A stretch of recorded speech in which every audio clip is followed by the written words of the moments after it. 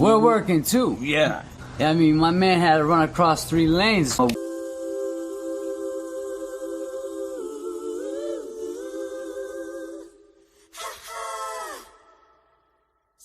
We're working too. Yeah. I mean, my man had to run across 3 lanes. We're working too. Yeah. I mean, my man had to run across 3 lanes.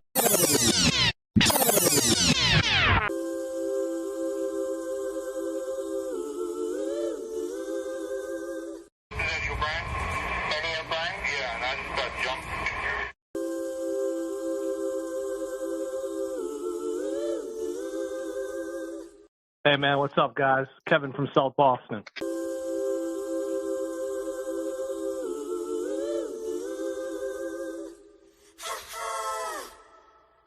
Steady, are you ready? Appreciate the things that you two do, you and James, right? They're decorated dudes.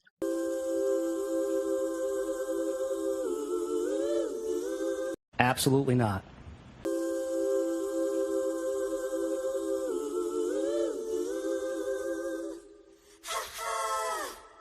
I don't know if I can face it again. I can't stop now. I've traveled so far to change this lonely life.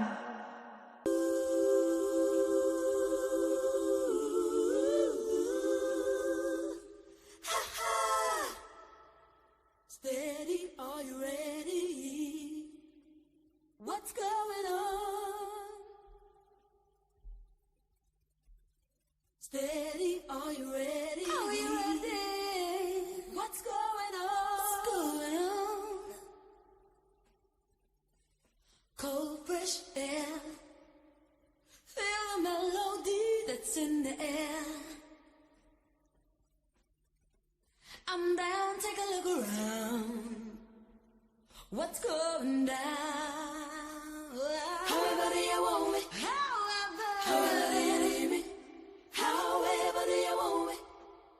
However do you need me? However do you want me? However do you need me? However do you want me? However do you need me? Steady, are you ready? Are you ready?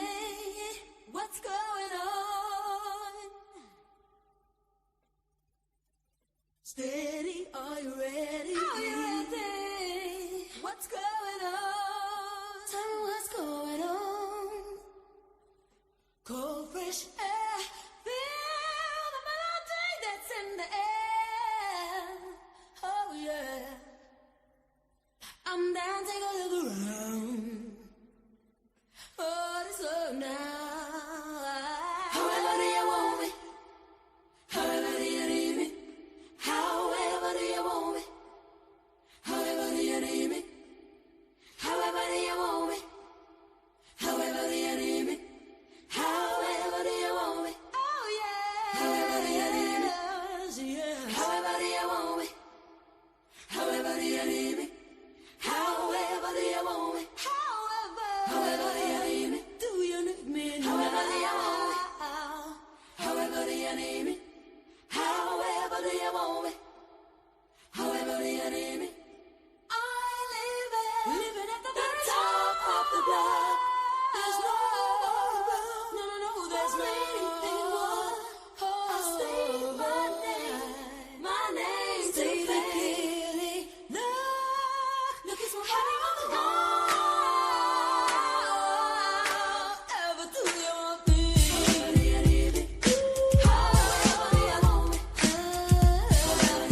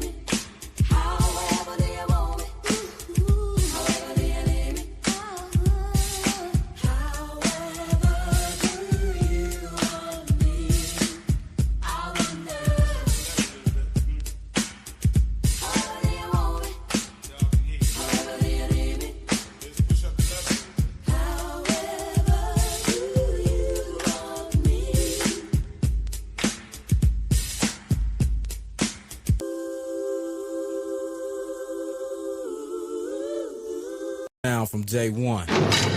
Welcome to Death Row. Like we all.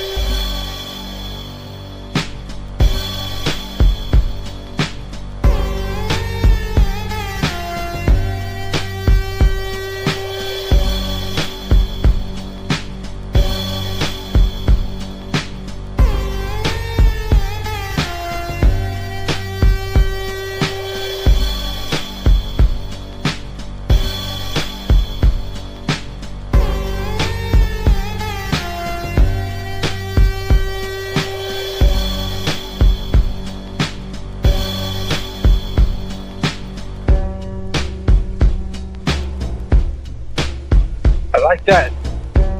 That flow station is dope. I like that. Okay.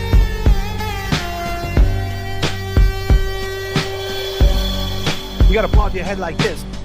See, these lames, they don't know when that real hip hop comes on. You just gotta make a weird face like this. And you just do like the Humpty and shit. Cause it's raunchy, it's dirty, it's hard. Disclaimer. And this beat is applied to you by the one and only DJ Static Selector.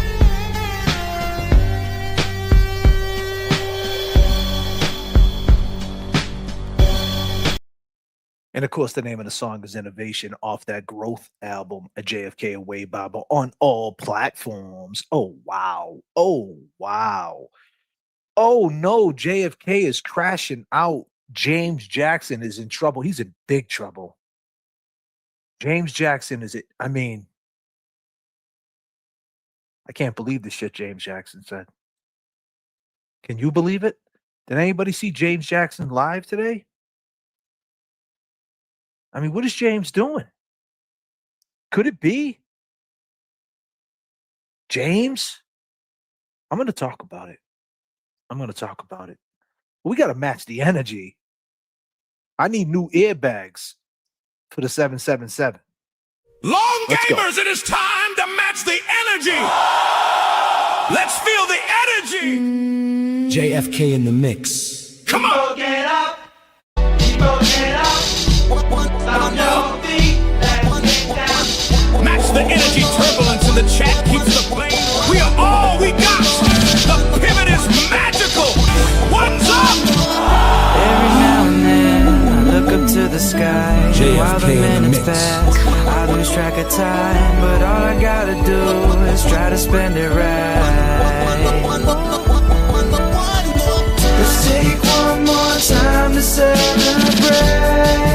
Like there ain't no tomorrow. So let's just make a memory. Cause tomorrow will be too late. Don't think twice and hesitate. Cause it's all that we got for now. Just one more time to make it great. Yeah. Just one more time.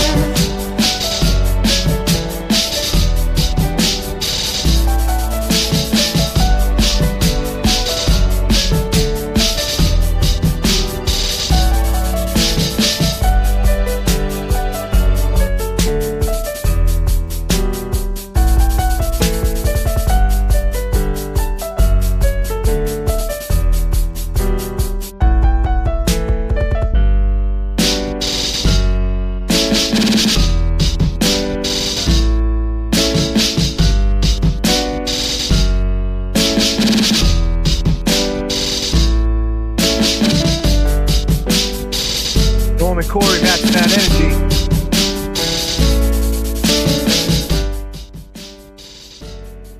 See, they pray and pray and pray for your downfall. That's what it seems like, ladies and gentlemen. But I got some things to say. I lose track of time. You know I'm here with y'all. One more time, give it up for yourselves. Let's go. Take one more time to celebrate like there ain't no tomorrow. So let's just make a memory, 'cause tomorrow will be too late. Don't think twice and hesitate, 'cause it's all that we got for now. Just one more time to make it great. Yeah. Just one more time.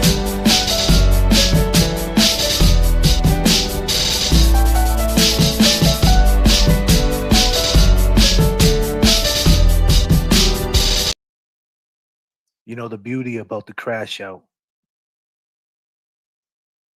The beauty about the crash out.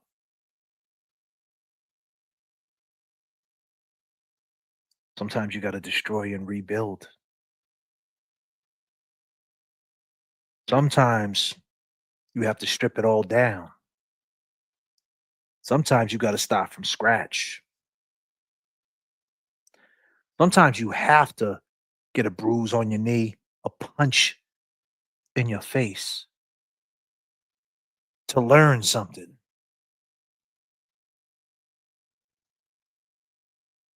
Losses equal lessons. Oh, would you believe it? Would you believe it? But you know, with them losses that you have, my internet's doing internet things. I just seen it do an internet thing. Am I all caught up? Oh, it's still doing it.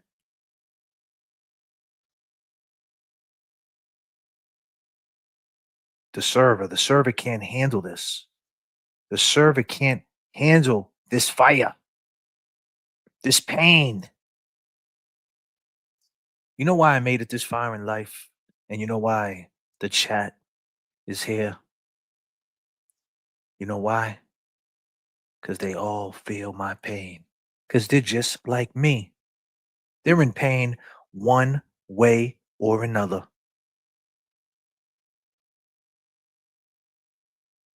Destroy and rebuild, the crash out, the beauty in it. They're watching. Oh, wow. James Jackson, he's in big trouble. The name of this video is "Oh No, J.F.K. is crashing out. James Jackson is in trouble." James, my buddy James, good kid, local kid, solid kid. See, where we're from, it's as simple as that, right?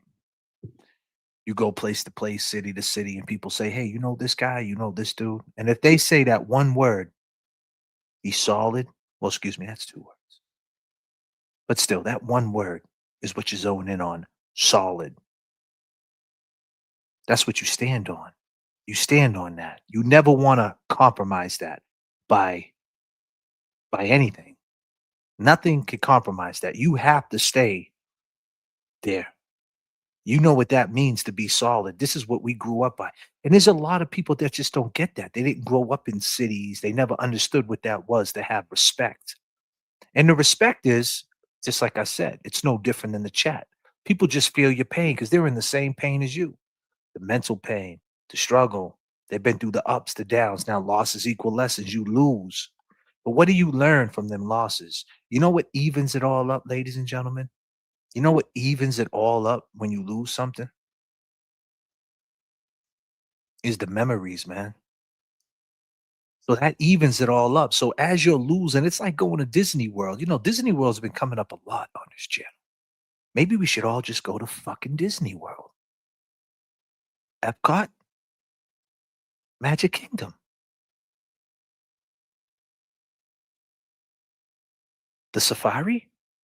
What's that one called? The Safari. Animal Kingdom. Yeah, that's what it's called. How about Hollywood? We can go see Toy Story. Part 1. Toy Story Part 2. Part 3. I love Part 4. Wait a minute. I got a better idea. Next month, Part 5's coming out. Maybe we can all go see Toy Story Part 5. Woody? Buzz? Jesse? What's the name of the fucking dinosaur? Is it Rex? I don't know. That's a pretty good name for a dinosaur. Anybody got a good name for a dolphin?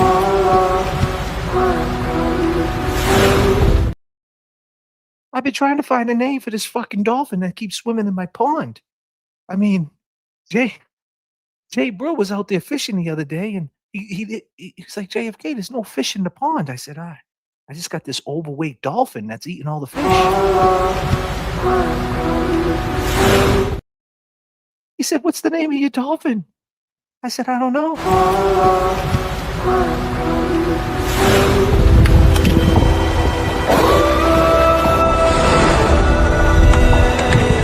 Everything comes from the stoop. Everything.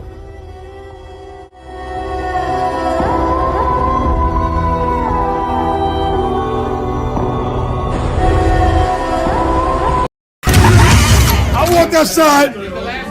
Oh shit. We in the hood? Or the hood is in here? Absolutely. Sticky fingers, ladies and gentlemen. Welcome to the stream. Let's go. Let's make the go. Guess we are the hood boogers. Scratch that. Maybe it's because we too good looking. They can get up.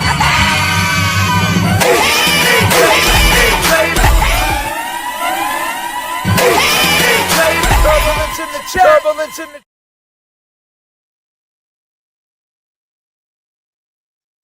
But the point is, if I could come on here and put a smile on your face and get your mind off things for 3 hours, 4 hours, we could talk true crime, we could talk real life. Because everything comes from the stoop. Everything comes from the stoop, comes from the porch, comes from just engaging and talking. But that one word that I talked about earlier, solid, you have to be solid to be on the porch. You have to be solid to hang on the stoop. You can't be a stool pigeon. You can't be a stooge. You can't be a weirdo. And that means everything. To be able to have nothing, to have absolutely shit, and you're living in the neighborhood, and Jay Brill's on the stoop. Kev sitting on the stoop with a whole carton of Marlboros next to him. A fucking carton. You ever see Kev? He walks around with a carton of Marlboros. Kev got to stop smoking cigarettes, ladies and gentlemen. I mean, the dude got a serious problem. He's walking around with a carton of fucking Marlboros. What is he doing? I'm like, Kev, what do you got underneath your arm? Is that your toolbox? He goes, nah, dog, that's my fucking Marlboros. Ah, Jesus, Kev. Jay Brill just bought himself a new fishing rod. Can't catch no fish because the pond's this dolphin problem that we have. James Jackson, he's out of his fucking mind. He done lost his mind. What is James Jackson doing? Did anybody see the James Jackson stream? Holy shit. We're going to talk about that. Oh, we're going to talk about that. But that one word,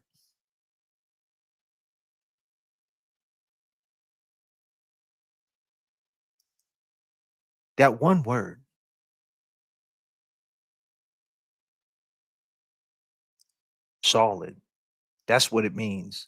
To be able to go city to city and know that you're solid. So you don't care about anybody, what they say about you, people who are non-existent, people on the internet who like to name drop your name, go into chat, steal your name, steal your identity and make accounts. Have that ever, that happens to me. There's people who actually have accounts, names with my name, with my government name, leaving comments, talking shit about me. Beautiful. It's immaculate. It's immaculate. Fabulous. Who are these people? Identify yourself, player. You got other people who eat Twinkies, Suzy Q's, Chocodiles. If they walked up the stairs, 3 flights of stairs, they would be out of breath. Not even much older than me, probably a couple years older than me, doing 3-hour streams, trying to understand me, trying to say, this guy got a mental problem. JFK, your real name's Randy. Why do you call yourself JFK? Or say things like, "You're not on an airplane." Well, who says that I'm not on an airplane? Who says that I'm not a pilot? All because one day you come in the chat and someone throws a wrench at you and you get sad and you get upset because you got wrenched, or you want to put delusional accountability on me. Delusional accountability. Is that what it is? The delusion where you do something wrong and you need to blame it on somebody. So then you become distant and you run away, right? And so that just shows that like you did something, I didn't do anything. And then it's like it's not just my fault, it's the chat's fault and it's everybody's fault. And and it's like we see that a lot too. And it's like, what are we doing here? Because that one word where I'm from, just being solid, it means everything. If you're solid, you ain't got to worry about what anybody says about you. You ain't got to worry about all that. So we don't worry over here. So you can continue to do your videos. And if you're thinking about doing a video on us or anybody who's cool with us, and you're thinking about creating drama, go ahead, do it. Do it. But it doesn't matter because we're solid. I don't care about how much money you make. I don't care about who you think you are. I don't care how many viewers you have, how many subscribers you have. That doesn't make you solid. That doesn't make you solid. So when you fake moves and you do punk sucker moves and people enable sucker shit, everything is not solid no more. Everything gets watered down and everybody starts acting funny because the frequency's not working the same. Because when everybody's solid, it's nothing to worry about. You ain't got to watch your back. You ain't got to worry about getting a knife in your back. Right, Jay, bro? You ain't got to worry about that because everybody is solid. I mean, that's how we came. That's what we come from. But am I manipulating people? Am I lying to you? Am I psycho? Do I have a mental problem? I'm in a rant. Randall's in a rant. Is that what it is? They want to call me Randall.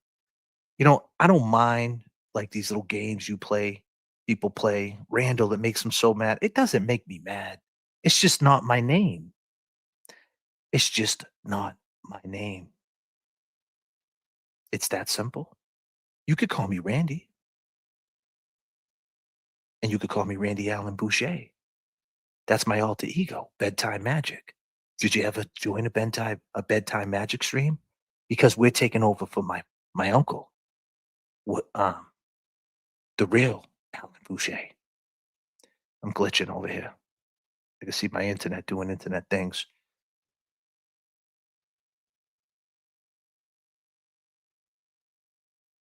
But the thing is, it's just being solid. It's that simple. Just being solid and calling it down the line. Now, people want to try to put accountability and say, JFK, you divided this movement. You single-handedly I did? I did? Really? I did? Let me just break down a quick little timeline for you, right? When that shit went down, if you add up how long we talked about that and how we pulled away, and you could go and since you guys troll this account and troll this YouTube channel, and you guys you love trying to pick up the analytics and say we're troublemakers and that's all we do, right? Go look at the dates. All the videos have dates. All the videos are timestamped. And if you look, we probably talked about that situation that allegedly divided a movement. We probably talked about that shit for a month and a half total. And that shit carries on to this day, not by this channel, by everybody else. And that right there is a fact. That's a hard fact. Oh, we were upset about the reason why there was a division. You know why? Because the situation that happened, we don't need to say it. We know what it is, was not solid. It was stupid. It was sloppy. It was weak, watered down. It made everybody look stupid. I didn't do that. James Jackson didn't do that. We didn't go on spaces. We didn't go on radio stations and go on a little tour and talk shit about people, talk shit about the person they're supposed to be saving, throwing subliminals. We didn't do that. But you guys are just in denial that that happened. And that's okay, because that was our reaction. And when you look at it now, it doesn't sting as hard, right? I get it, but that's life, right? That's life. And you say we lost. We lost. But I just said it. Losses equal lessons. And how we even it all out, we live with the memories. We live with to go back and look at that whole situation and learn from that and elevate to a different level. But one thing where that came from, it wasn't being a pussy. It wasn't being sloppy. It was being solid, because any solid person would react the same way to that situation when it happened back in October. Especially the people who want to talk about that situation, they weren't close to that situation, were they? Whether you like it or not, me and James Jackson and Kevy Kev, we were close to that situation. We were a part of this movement. We were three people that everybody watched just as much as they watched everybody else. Some people didn't like us, but a lot of people did. And now they don't like us, or they like us sometimes, or they hate us. But they liked us. And when we went down to the Wilbur and did the outside show, oh, they were all over me, man. These girls were, I mean, look, I mean, they were all over the kid. They were like, can I touch you, JFK?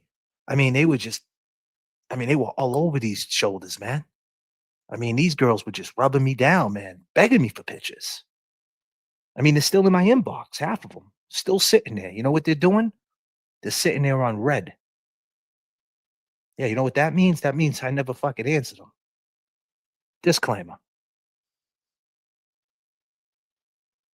Groping. But they loved us. And we did a service. We did a service. We just were ourselves. We were just being solid. And we had a reaction. And life goes on.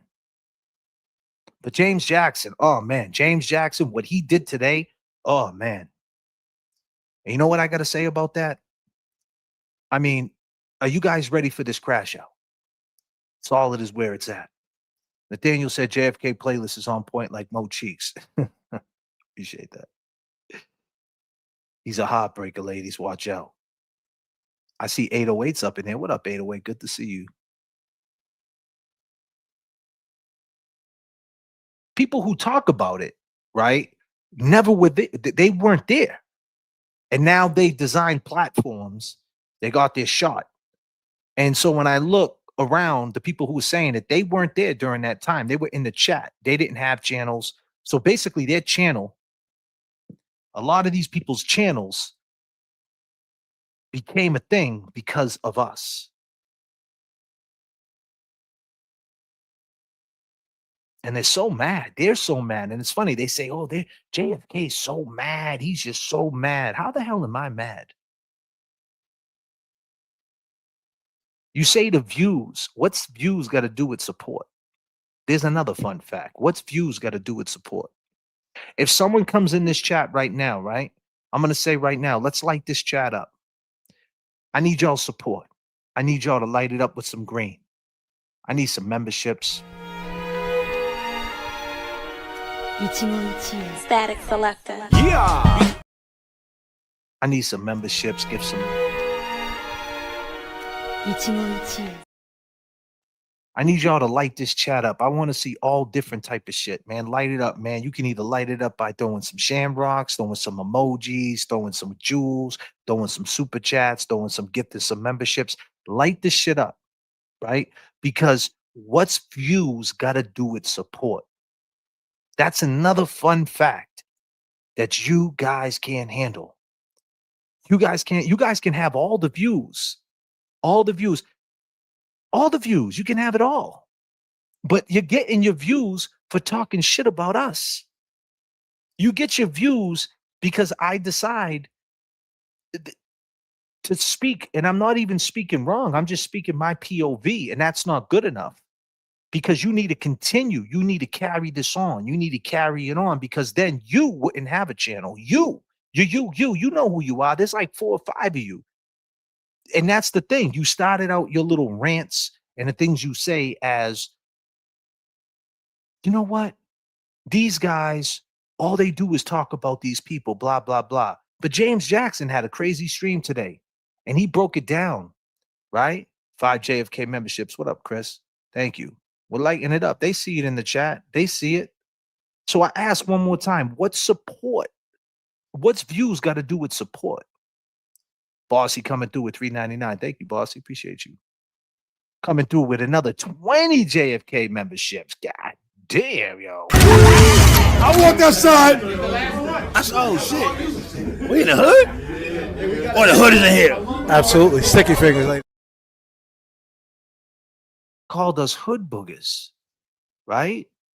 And you got people in here embracing that title because some people are from the neighborhood. It's fun to view here. Thank you so much. Love to see 808 back. That's awesome. Right? Because they're from similar situations. So when you say hood boogers, you're disrespecting a whole bunch of people that come from neighborhoods. And they embrace it. So that backfired because that's the support. So it's like we got to walk on eggshells now. Is that what we got to do? We can't speak. We moved on. We talk about Eddie O'Brien. Go back. All your YouTube people, go back and look at that whole timeline. It's probably about, and I'll give you guys some grace. We probably talked about that shit for 2 months. And when I came back and started talking about it, it was in December to January. I started right on Christmas Day. Right on Christmas Eve, I started, and I did that on purpose. You know why? To document it. And I stopped probably like in the middle of January, 1 month to the day. And I took a vacation. And I came back, and I never looked back. And I've been talking back about other things. We're back on the porch. We're back. We don't want to talk about you guys, but you guys keep continuing to throw us in your shit, in your presentations. I turn around, I look, my show is on your like, answer me that. Why the fuck is my show on your presentation? I don't see your show on my presentation. If I'm losing and I lost, why am I on your show? So I'm featured on your show. I mean, why are you featuring me on your show? And then you say, oh, it's just to beat you down, to put you down. Well, like, so that's what we're doing here? That's solid? That's corny. Nobody's talking about anybody. Nobody cares. Nobody cares. We figured it out. We learned, right? We learned that, didn't we? Nobody gives a fuck. Nobody cares. And it wasn't about taking anybody down. It was about accountability. It was about righting the ship. But shortly after that happened, exactly what was going to happen was going to happen. That's God, right? Things are going to happen. That's what's going to happen. You know, it was going to play out that way regardless. Whether I said nothing, someone had to say it. Someone had to say, yo, this is wrong. Someone had to say it. Either way, it was going to play out the way it was going to play out. Either way. But here's a fun fact. That piece of material, right, between two people ended up on paperwork in the court of law. That piece, we all know what that piece is. That little piece that got leaked, regardless who leaked it, doesn't make a difference. That shit ended up in the court of law. That was going to happen regardless. That's just another fun fact. I didn't do that. Now, do we go back and forth and argue with people and talk shit? Yeah, but Eddie O'Brien has been in jail 31 years for something he didn't do. 31 years for something he didn't do. You know, right? This is what he's saying. This is what Eddie's saying. They turned around and told James Jackson, right there, James Jackson, you know what they said. We don't have to repeat it. You know what they said about James. James Jackson's lost somebody he loved dearly. And what they did, they used that situation. They made accounts of her picture. The family heard about it. James had to explain himself to these people. James was tripping all the way out. And we're still here. We are still here smiling, laughing. But James is in trouble. He's in big trouble. He's in big trouble, right? James Jackson's in trouble, everybody. Holy shit. Just leave us alone. Is it that fucking hard? I'm not on Spaces talking about none of these people. I could care less about all that shit. Congratulations to your endeavors and congratulations, whatever you're doing, to your elevation. You have the way you see it, and we have the way we see it. But the fact is, it already played itself out. So these newcomers, it's not so much to the old dogs that been in the game, and they know who they are, the ones who've been around for the last 2 years, right? Regardless of the matter, all of us that's been around, we know what it is. It's these new people, these new ones that are popping up, making accounts, going back and pulling stuff from the archives and trying to make something of the archives and putting narratives out because they don't have the full story. They just want to put narratives out. They want to, say our names and, try to diagnose us. And then they say we're all about the views, but they're talking about us for the views. It's mental. You can't win. You back off, you can't win. But James Jackson, you're in trouble. Oh man, James Jackson, you're in trouble. Holy shit. We got some energy coming through, man. And I'm about to let James Jackson have it. You guys ready what I got to say to James Jackson? I can't believe what he did. You guys ready? James, this is what I got to say to you. You're in big trouble, James. Are you listening, James Jackson? Is everybody listening? James Jackson, you got to understand one thing. You just keep doing what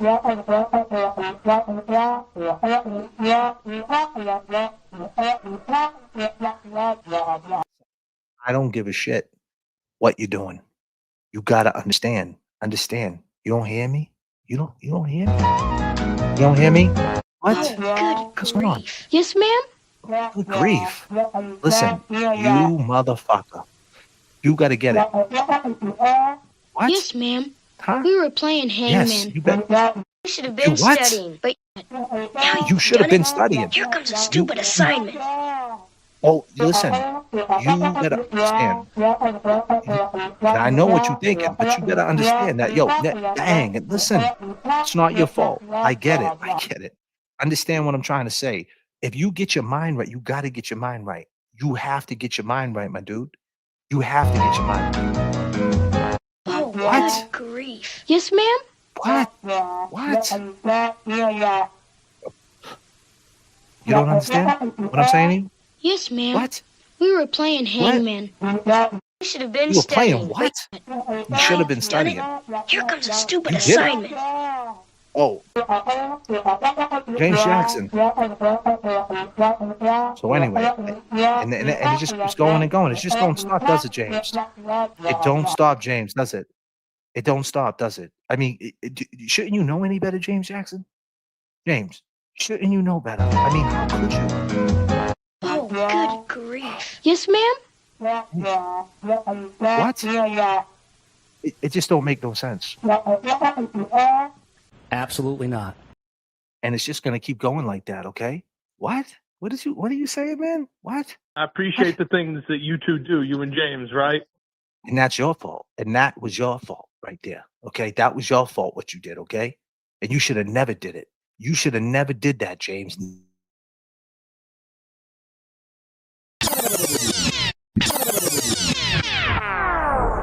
And then you told Jay Brill that? Why'd you tell Jay Brill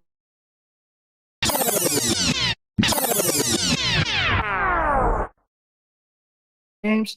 So then you go live, huh? You go live. You're making all the money, James. You're the big money man now, huh?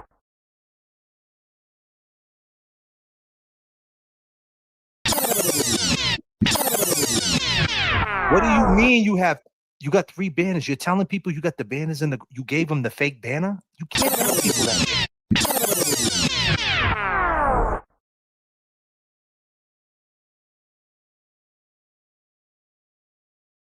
And no, James, you can't bring your dog Luna to the beach. It's off limits. And I can't believe.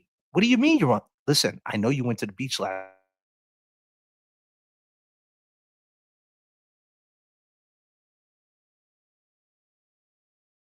And I know you're trying to do the right thing. I get you trying to do the right thing, but why'd you give Kev a cop? And I don't care they were Newports. That don't make a difference.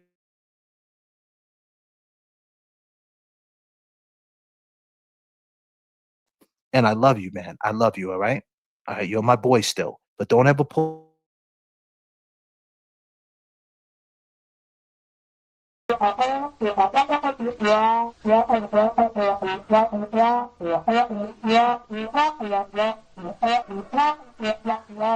We're working too. Yeah. I mean, my man had to run across 3 lanes. We're working too. Yeah.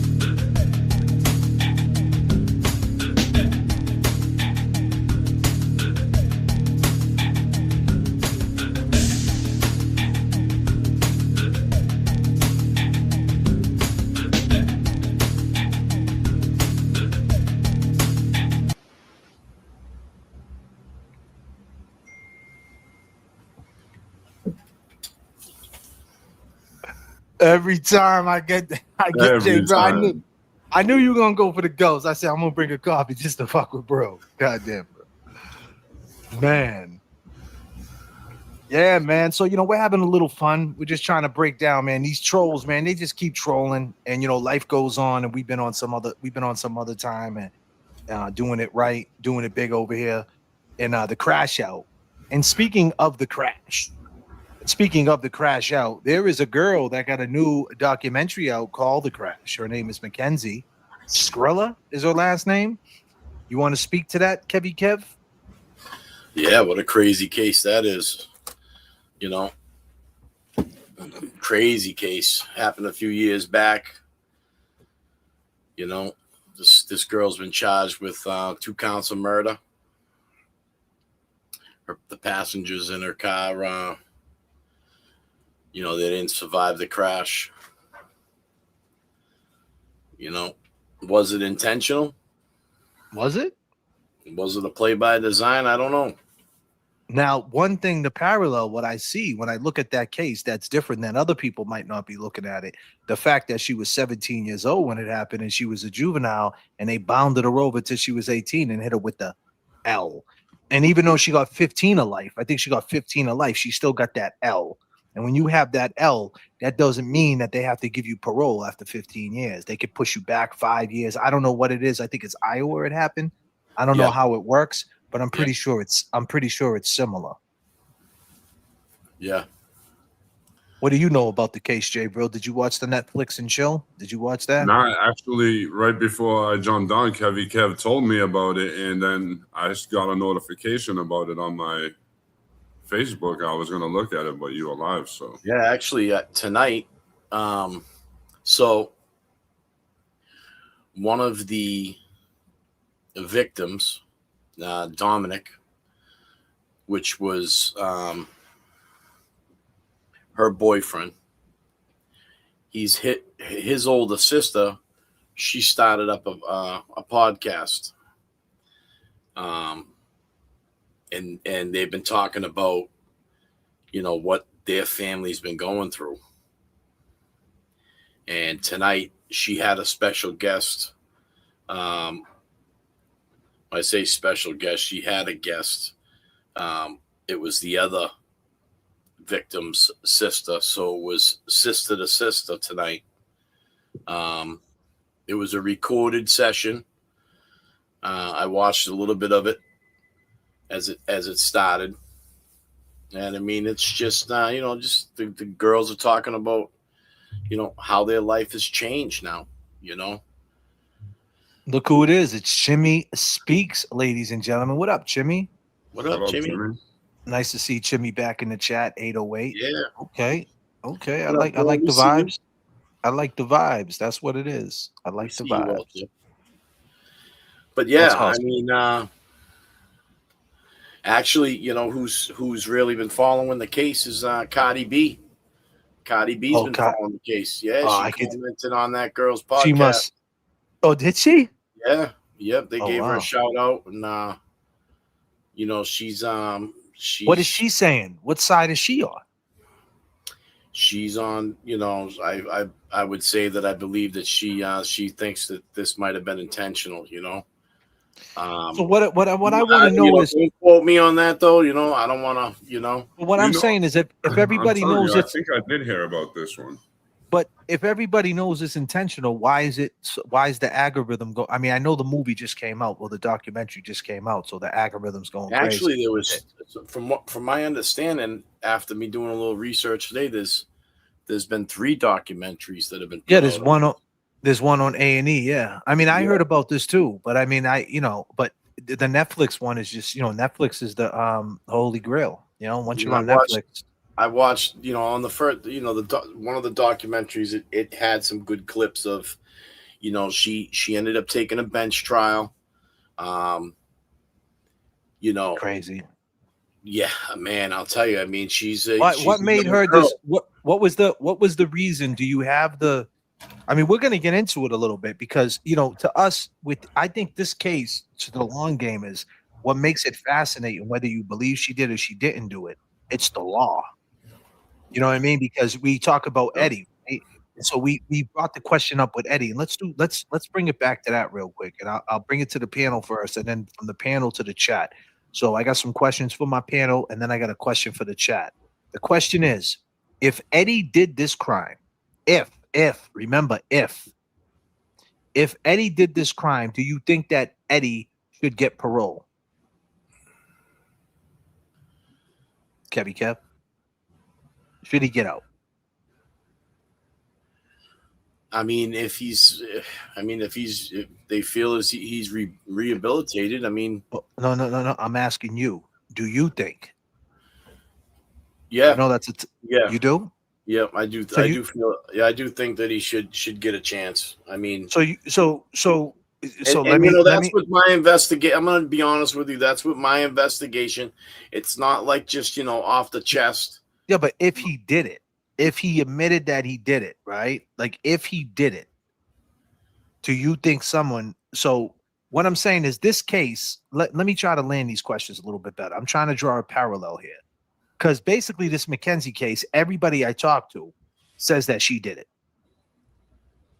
Like some people are saying, I don't think it was intentional, but for the most part, everybody's saying that this little chick did this shit based on the circumstantial evidence of, the same thing they try to get Eddie on, like, days before, her actions leading up to it, things like that. Not solid evidence, just circumstantial evidence. And that shit will get you. That's the parallel to the Eddie case.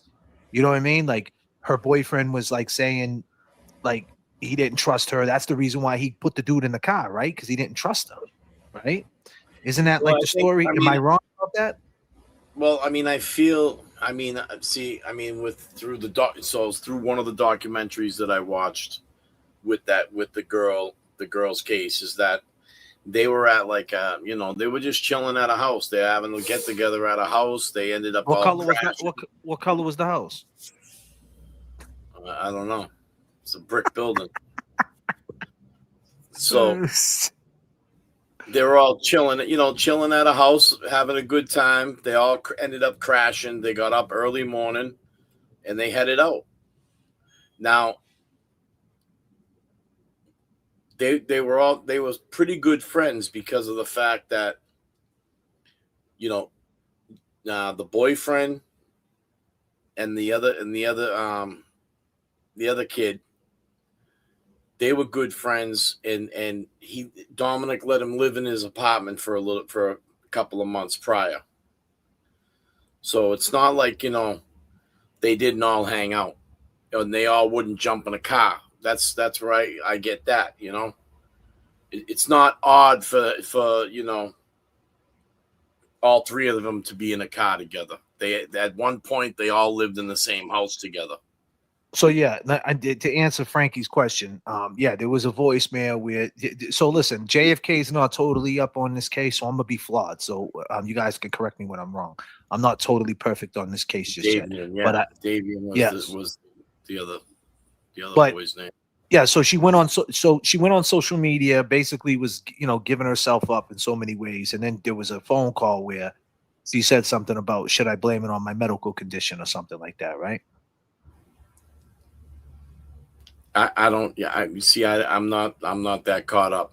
I mean, I didn't listen to any of the recordings. That's been out there. So my thing is this. All right, so forget all that. Whether she did it or she didn't do it, right? The point is where I think the parallel gets drawn with Eddie, which is a good point, right? Is that if she did it at 17 years old, should she got tried as an adult? Should she got life in prison? And should she get another chance to get out? And so with Eddie, you're saying that if Eddie did do this to Janet Down and stabbed her 98 times, you say give the guy parole. How about you? I'm not gonna lie to you. I think he should get out. And the reason, even if he stabbed someone 98 times. The reason being is because he was 15 years old. Okay. He's never been in trouble at all whatsoever. And that would show a sign of rehabilitation to me anyway. So I think he does deserve a chance. What would show a sign of rehabilitation? Not getting in trouble not once, because usually look at that Chisholm kid. He got. You're talking about in prison, or you're talking about his institutional record? Yeah, but either way, I mean, all right, and I'll just that's a good answer, right? I won't get into that. Okay, so that's what you think. Chat, what do you think? You think that if Eddie did this, let's just say Eddie tomorrow changes his tune and says, listen, you know what? I've been lying all these years. I did this shit, and I just want a shot at parole. I want to get out one day, right? And let's just say, and there's a parallel here. There's a reason why I'm saying this, so don't get all tight.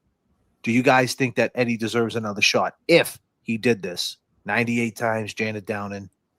Do you think there's a chance that he could do it again? Do you think he should get out? Not today, Satan saying no. No parole if he did it, but I don't think he did it. Right? Shooting informants is here. Get him out. He paid his dues. Okay. If he did it, no parole. I also do not believe he did it. We get all that, people. I love that extra pop, but I love the passion. Nope. If he did it, we got a lot of no's. We got some yeses. Hell yeah, free my boy. So shooting informants is saying the same thing. So if he did it, shooting informants is saying it's okay. He could come home. Is that what you're saying too? If you found out Eddie did this, right? Shooting informants, do you think he should still come home if he did it? Because it's just, and listen, the question has to do with the McKenzie case. It's not an attack on Eddie. I'm trying to draw a parallel here. So please don't get tight. Because the thing is, if McKenzie did this and she intentionally did this, does she deserve life in prison? She was only 17. They say her brain doesn't develop until 25 years old. Like, should she have been tried as a juvenile? Right, but also growing up our whole life, if you were 17 years old. And she tried to hurt herself. You get what I mean? Charged as an adult. No, you don't. You don't get tried as an adult. It's a juvenile. The juvenile's to 18. Back in my days.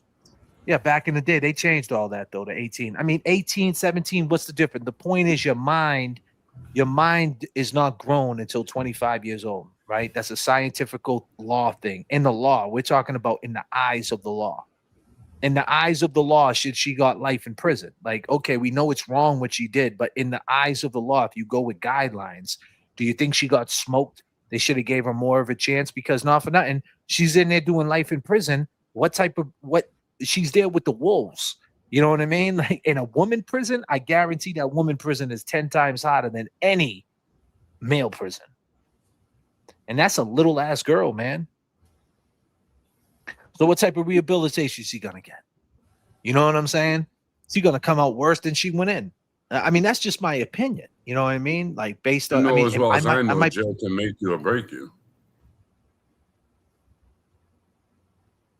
yeah, but I'm just saying, a lot of people saying she did it. I don't think that should be what we should be looking at with that case. We should be looking at like that lawyer. I mean, that judge.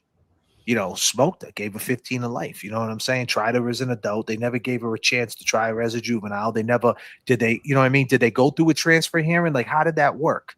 Like, did they go through the process over there in where was it again? Iowa.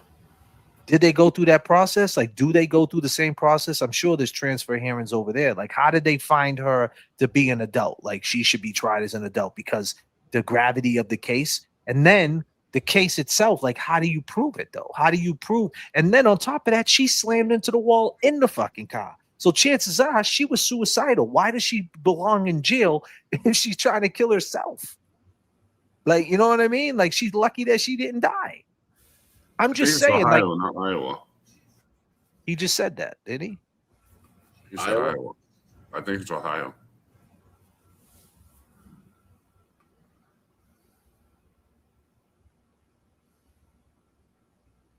Yeah, no question. I was 17 too, brother. 1993, bro. And no, 94, excuse me.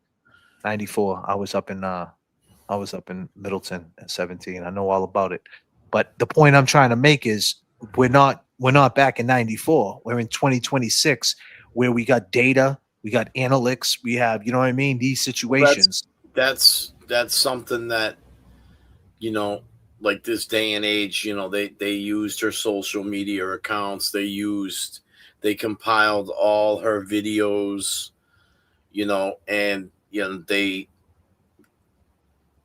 all, I mean, those videos painted a picture of, you know, where she was in life and how she was, you know, how she was living life too. You know, which, I mean, at 17, you know, who isn't going to concerts and dressing up and, you know, I mean, there was definitely some fucked up shit that went on, you know. But she like way I look at it is, right? I just want to say again, regardless if she went 100 miles per hour, it's not like she jumped out the car. you know what I mean? And like tried to get, like, she went into the wall herself. Like if she did it intentionally, she was trying to take herself out too. I mean, you would assume that. You know, so like, why give her life? Why not put her in a cuckoo bin, man, and run a make on her license plate? I mean, I'm just saying. Can we also talk about, you know, there was a medical condition stated in this trial, in this bench trial, and I believe it was Pott's disease. So, that's what I'm sorry, Kev. I don't mean to overtalk you. I'm sorry because I know I'm doing a lot of over talking. This coffee got me buzzing. I'm sorry, people, because I just want to stay on top of this. I'm not saying that she didn't do it. I'm not saying that she's not evil. The fact of the matter is she was 17, right? She just turned 18, right? She was a young girl and she hit the wall too. So with all that being said, just from the outside of it, like I said, I don't know the case like you, Maria. I don't. You know, I know I listen to a lot of creators talking about it. What's that girl's name? She was on the Karen Reed stuff too. I forget her name. She got the blonde hair there. I forget her name. She's good. She got a lot of subs, but she broke it down. And like, that's what she said, how she introed the video. She said, listen, I'm here to give you all the ins and outs of what happened. So I listened to her and she broke it down. And the way she broke it down, I'm like, okay, this girl did it. All right, but that's not what I'm looking at. I'm looking at what I always talk about: juvenile mindset, the crash out. You know what I mean? As a young kid, should she be responsible for her actions? Should her parents should have taught her better? She tried to take herself out. It's not like she just did it to them. She did it to herself too. So like, should she get another chance? You know what I mean? Like, was that too harsh of a crime? Life. Like, that's a long time. She's gonna be like Eddie 30 years in. Like, then what's she gonna do when she gets out? You know what I mean? Like, how's she gonna start back up? I don't know. But go ahead, Kev. I'm sorry. Yeah, I mean, there was just a lot of different things about the case that that you could question. That's a lie right there. You don't faint from Potts sitting down. That's bullshit. I know some of Potts. They people people 1,000% faint when they're sitting down with Potts. That's something that could happen when they're on the toilet from pushing or something like that. I know a couple of people that have that. They could faint on the toilet. Their blood pressure drops and boom, they go right out. So that's not accurate because I know someone with Potts. Now, I mean, when I realized that there was a situation with a medical condition, they had broken down a lot of the mechanical ends of the car, and the throttle was 100% depressed. The brakes weren't applied. The car was shifted into neutral during this acceleration. So did he reach over and try to stop her, and that's what happened? Well, that's what first came to my mind, that maybe she had a medical reaction. So the person in the front grabbed the wheel to try to get the car to try to steer the car, and then the person in the back was tried to put it in neutral. Reason I say that is the two passengers, they were on top of each other. They were stacked up on top of each other. So I feel like somebody was leaning in between the middle of them two front seats. They didn't have their seatbelts on, these kids? She did. Obviously not. Obviously not. See, that's the thing. I don't understand. If they had their seatbelts on, how was she laying down where the gas pedals were? Because of impact. Yeah, I mean, was the seatbelt broken? Because she had her seatbelt on. I mean, this I don't know. This vehicle hit That's a good question, bro. the corner of the building. Like, I would assume impact, Jay, bro. I'm not making that fact. I'm saying that's a good question. I'm not trying. She was doing about 100 miles an hour. Yeah, but I also seen her take the corner with the blinker on and then hit the gas. Like, you know what I mean? She was driving regular. It wasn't like, but that's how. I mean, is this something that she concocted? Everybody's saying that she's concocting this. Like, is that the right word? Am I using that goddamn disclaimer? Shit. What did I just say? Oh man. Hold on a minute. Holy shit. It's our magic.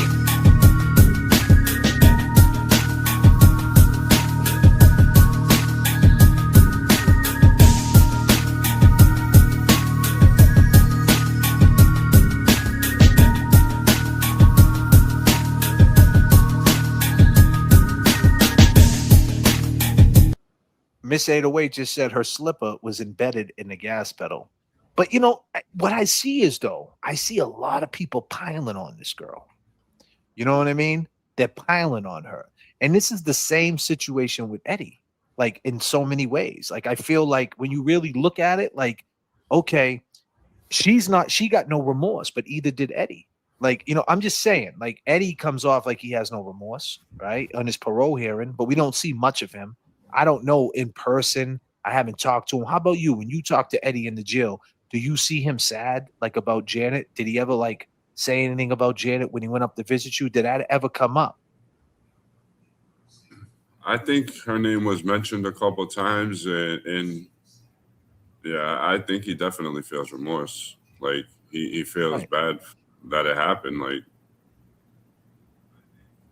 but like I said, Well, you're talking saying to him and looking him at his face, unless he's a really, really, really good liar, I don't think he's lying. difference is I don't think anyone cares about Mackenzie. I'm sorry, guys, because this chat is moving real fast, so I'm trying to look at the chat. So excuse me if we start colliding on the wordplay. But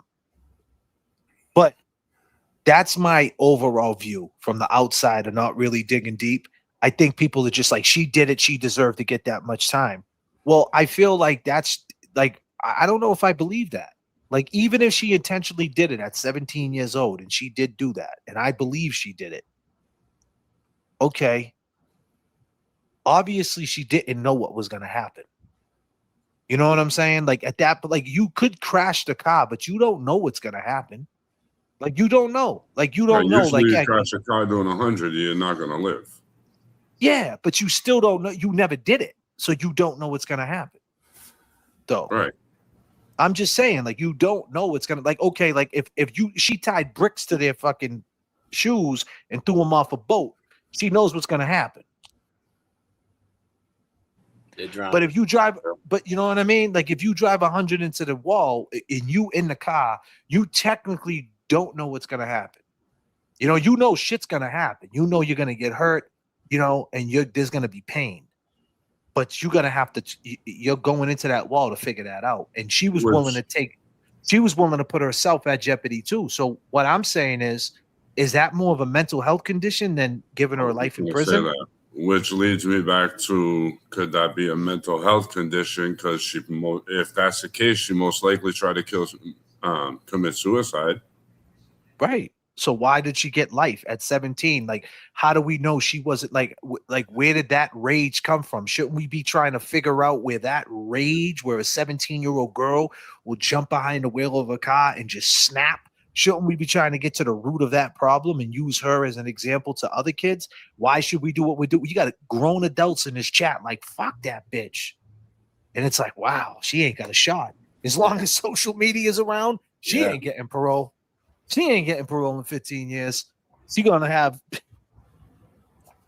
you know what I mean? She's gonna end up escaping and shit. But then again, too, she only got 15 in life, not life without parole. But she still got the L. Once you got the L, that's what hangs. That's what holds you. She could see parole after 15 years, but then when that 15 years comes up, it's gonna be an Eddie thing. Right, but then when it comes down to it, a life sentence is 25 years, isn't it? Can't she get out after 25, or she has to serve her whole life in there? Look what I'm saying, bro. She got the L, bro. Well, she got the L. Yeah, that's right. You're right. Because I'm thinking she got the L. Once you got that life, you ain't beating what you got to drop the L. You got to go listen to some J.F.K. Do you listen to J.F.K? No, the sun must. No. I'm saying because I said that in one of my songs. I don't know which one, but I say drop the L. I forget which song it was, but that's my man J-Rock. You know J-Rock shooting. You know J-Rock. You know J-Rock. Stop playing games. You know Jamie. And Jamie got the L, and that's what holds him every time is the L. If he didn't have the L, he'd be out. The thing about Eddie got life in prison, so you always got to see parole. So that's what I'm saying. They gave her the L, and that's always going to hold her because every time she goes up for parole and she starts getting in trouble in jail, right? Like you broke a great point down. You said Eddie never got in trouble. Based on this girl's track record, going in that young, there's no way that chick ain't going to get in trouble. Like, you know what I mean? Like Eddie, like, Well, how Eddie can never you say that when Eddie was 15, he was 2 years younger? Well, the reason why I say that is because Eddie went to DYS. He got pre-gamed on prison. You know what I'm saying? He went to DYS and he learned the rules, man. Like she went straight to jail. You know what I mean? And like, so my point is though, she was already like on that type of time. She was already living in that 2026. Like, I mean, it happened in 2023, but still, she was when I listened to her, she was like talking with slang and, she was like already on that type of time. Eddie wasn't. Eddie was an altar boy. Eddie was like different, right? You know what I mean? So, and another thing is Eddie's a big dude. Eddie went to jail. I mean, DYS, and it's like, are you going to punch him in the face? Go ahead. He's going to fucking do the Undertaker and grab your neck and just choke slam you through the fucking concrete. Like he's going to win the fight regardless. There's little kids with chicken chest in there. Like even to this day, in Shirley Max, He's 6'7", 300 pounds, right? And when he was in the max or when he's in Ghana, do you really want to pick a fight with Eddie? Regardless if you can fight or not, that dude's still 6'7", 300 something pounds, bro. Analytically, big boy, bro. Got the upper hand, bro. You know what I'm saying? So look at her though. She's a small little girl going into a girl's prison. Like you look at how Framingham is, bro. And you're saying it was in where you saying it was again? What state? Ohio. So what? That's that's a bunch of Chicago people, man. Like you got that type of crowd going over there. You know what I mean? So yeah, Ohio ain't no joke either. Yeah, so I'm saying, does she deserve? I'm not saying that like she doesn't deserve to do time for that, but I mean, being a juvenile, like, should we just like, is that what we should do? Like, and like then when you see, like, this is like the tale of two generations. Like, I think it's a great parallel. I hope you guys are picking up what I'm putting down, and you guys don't think that I'm sticking up for what she did. I'm not doing that. I'm saying we talk about the Eddie O'Brien case, and all you haters out there that please don't clip me about this. Repeat that. Will you say that again? Go ahead and say that again, because we're gonna be screenshotted. So everybody, let's get to the screen. Look at everybody. Excuse me. Repeat that. Will you say that again? Make them feel all funny as they're going over the stream. They're all scared and shit. Like, oh my god, they know I'm watching them. Yeah, we're talking to you. You get the fuck out of here. Beat it. But what I'm saying is, this is the tale of two generations. Eddie got slandered in the papers, right? And then everything kind of went quiet, right? After he got life. And you know, and hers, it's the internet, you know, and it's like people are forgetting that part. Like, you know, can she even get help? Like, you know what I mean? Like, because the internet, the pylon from the internet, that's kind of like, they're not, it's just tough, the public perception of it. Like, everybody wants her to do time. Like, no one's thinking about that she was a young girl, right? You know what I'm trying to say? Like, it's just like, once the internet gets it, everything becomes rigid. There's no like, you know, it's like, it's by committee, right? By design. Like, everybody gets in groups. Fuck that girl. She should do time. What she did, she's crazy. She's nuts. Yeah, but she was 17. Now I get it. And this is what I'm saying. Now, the same people are saying that she did it and she deserves to do time and she deserves it. But yet, what about Eddie back in 1995? If he stabbed that girl 98 times, he didn't deserve it because it was 1995. I'm trying to understand, because if Eddie did that shit in this year, in 2023 at 15, like, he would have a way harder time to convince anybody of that fucking story, what he says. With the internet, they would go crazy. They'd be like, this motherfucker's lying. You know what I'm saying? Like, you know, so like, it's just the tale of two generations, man. Like, she can't win. She's going, not only is she up against the system, she's up against public opinion. Exactly. You're right. Exactly. Does that make sense? Yeah. Definitely does. Yeah. And, you know, I mean, I just seen it in the chat, and you know, and you can't not think about those two boys that are dead. So Cheryl Reed saying Eddie didn't get a fair trial, no comparison. So Cheryl Reed, right? Listen, I got nothing but love for you, but apparently, right, you don't listen to a word I say, right? And it's kind of like, and I respect your opinion and I respect you, but you're wrong because you're not listening to the comparison. The comparison is they're two juveniles. So technically, right, regardless if Eddie didn't do it or he didn't do it, he's up for a parole. He's going to see parole next year in 2027. He's got 30 years in, right? He never did anything in jail. He got caught with a couple of cell phones. He never showed any violence. It doesn't make a difference if he did it and he didn't do it. Technically, by his institutional record, Eddie should be released, right, on parole. But they're not giving it to him because of the crime, the 98 thing, right? The 98 times, right? And now with her, it's the same situation, right? If she did this, she deserves to get out one day, right? Or she deserves, like, you think we would learn by now to take that situation and give her rehabilitation, not put her upstate in a prison where she's going to be fighting and going crazy. Like, what about putting her in a place where she gets counseling, learning about herself, understanding who she is? Like, how, like, they're not going to do that for her. She's with the wolves, and people are in this chat are like, fuck that bitch. So that's what you want to happen to her. But technically, you're saying the same thing about Eddie, though, because Eddie was only 15 years old, too. And you're saying that Eddie lied because he was just a young boy and he was so scared. Okay, that's what you want to believe. But how do you know she didn't crash in that wall because she didn't have mental problems? Like, she didn't know what was going to happen when she crashed in the wall. Did she know 100% that them two dudes were going to die when she hit that wall? She didn't know that. There's no way you could say she knew that. Yeah. She lived. I'm saying, like, that's a mental issue. Like, does she deserve prison time? I'm saying, like, as a juvenile, they're saying by the law, I'm looking at this from a law standpoint, not from a public opinion standpoint. I'm looking at it from the law. Did the law overreact with a 15 to life? Should they go by the law and try to rehabilitate her and, let her, try to give her another shot? Because whether it was intentional or not, I don't think that she knew that they were going to die. Like, how could you say she knew they were going to die? That's kind of extreme. 15 to life, though. No, I don't know. I think, like you said, the public perception, like, there was a lot of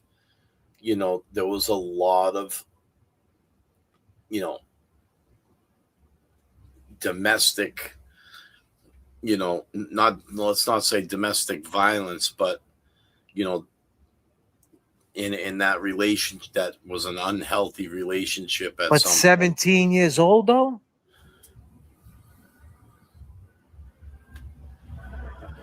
Well, I mean, let's just say this, all right? I don't know, man. 17 is young, man. That's so let's just say this. Let's just say this. She made a bad mistake. That's all she did, man. I believe she met this Dominic at a very young age. I think. How old was Dominic? I think he was. I want to say I think he was late teens, like 19, almost 20, and she might have been 14 or 15 years old.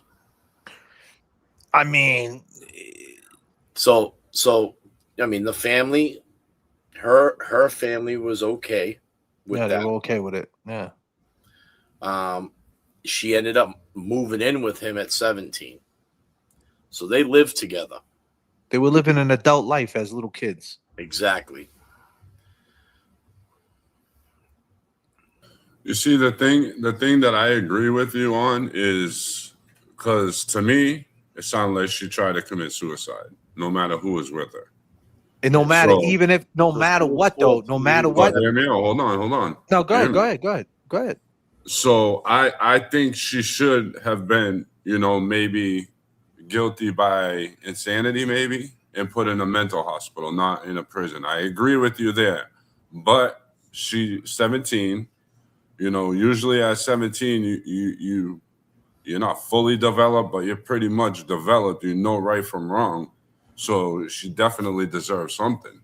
But you guys want Eddie to get parole. Both you guys. By the law. Because he didn't get in trouble. And he got 30 years in. So by the law, you guys want him to get out. So by the law, tell me where somebody who commits suicide, trying to commit suicide, someone that by law that's been passed state to state, that under the age of 25 years old, the brain ain't developed, and you got to treat him as juvenile. Tell me by the law where her sentence is right. I'm not talking about what you think, Jay Bro. I'm talking about the sentence. 15 to life. Times 2. It's the same thing with Eddie. What's the biggest thing about Eddie? I don't agree with that. I think she should have been to a mental hospital.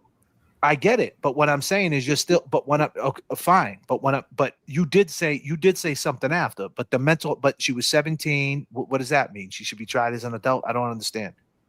You did say something after. Me growing up, like I said, I thought it was 17 as an adult. So and that was wrong. That was wrong. That was dead wrong what they did to us. That's why there's a whole channel dedicated to it. It's called DYS Untold. Go watch it. Jay Bro's not caught up. Go watch it. DYS I lived there. Untold. I was locked up in YDC for 7 months. What I'm saying is the DYS Untold, that's what this is all about. They used us as the guinea pigs. And now they don't do that shit. Now they're very careful how they sentence juveniles. Very careful. Right, but depending on the crime, at 17, But the you could crime be is not charged a with murder. murder. How's that a murder? How's that murder? How's that a murder? How How's is that it not? murder? Because All right. you don't know she's gonna die. You don't know. But You two don't know people she's did die, hurting herself. and at the end of the day, you took It's 2 lives. follicular So homicide. It's I don't understand. Like, I understand the statute, but I don't understand how she knew they were gonna die. How it's premeditated that they were gonna die. well, I don't know what she was charged with. I'm going by your question.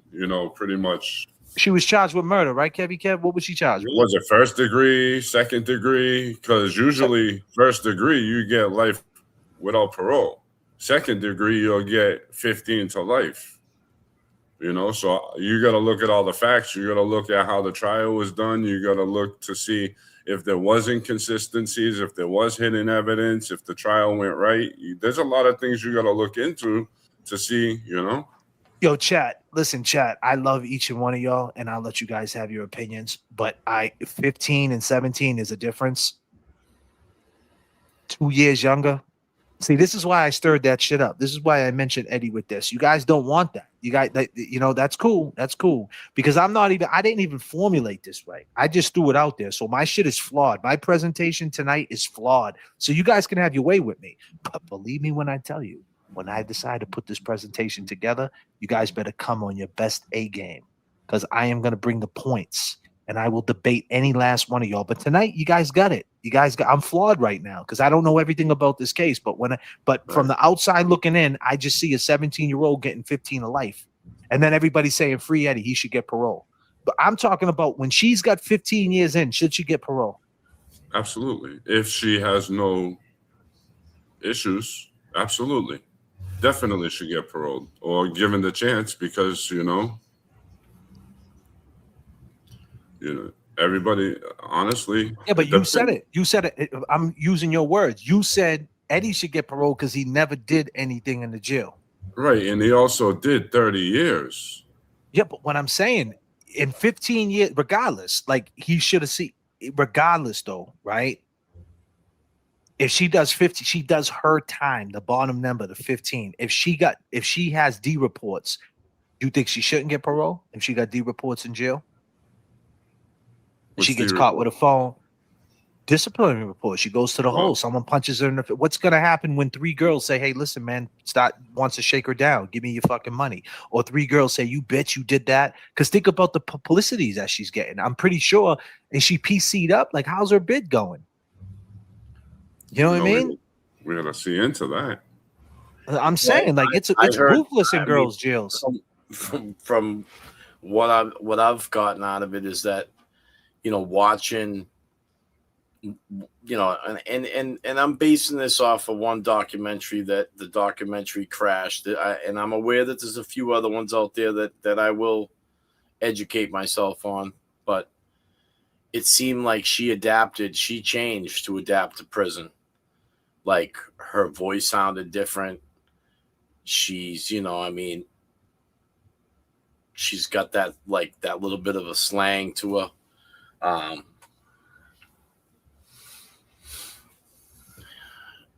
So in my eyes, yeah, she's changed to adapt so far. So my question is, when she goes up for parole, right? In this day and age, when she goes up for parole, they got tablets up there. This shit's an algorithm. This is a whole algorithm. Now she's saying she didn't do it. She's blaming it on parts. This is some Karen Reed shit. I didn't do it. Right? And people are gonna go visit her in jail, do documentaries on her. She's gonna make phone calls. Shit, she might be on the J.F.K. show next week. You just never know. I think she wanted her mother to reach out to Kim Kardashian to help her get out. You see what I'm saying? So now she's dealing with that, right? So there's no remorse when you're saying you didn't do it. It's like in anything. There's the comparison. I didn't do it, right? So that's what I mean, because now she has to fight for her life. Like if she says she did do it, right? They did her wrong. They overcharged her, and maybe not overcharged her, but I think they gave her too much time, man.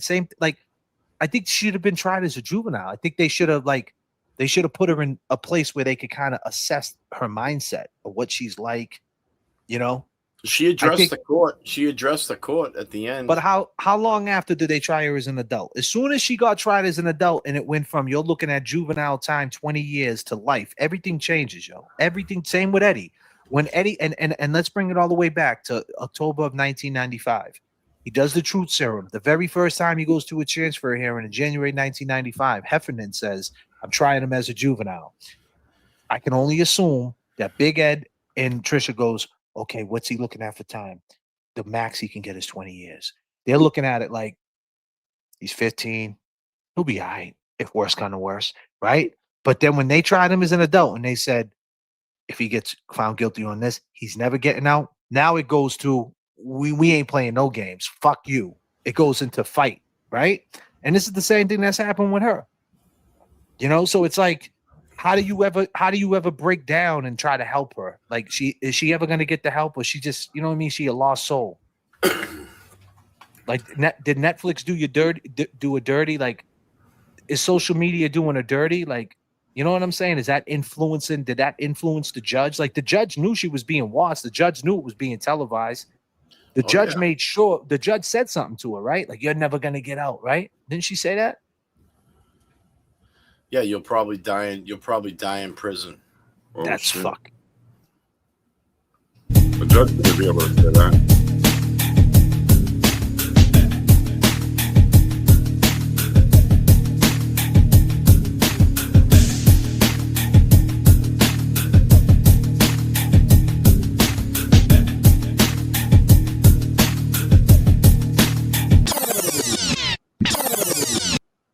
Is there any clips of her talking, the young girl, on the internet that I can find? Does she got any interviews out there of this girl talking to the paper about her sentence? At the end of that podcast, she makes her only statement that she's ever made. I mean, at the end of the documentary, she's you know, they gave her like, I think it was like a 15-minute interview. She said she's never come forward. She's never spoken about anything about this case. And they asked her, you know, she spoke at the end of that documentary, The Crash.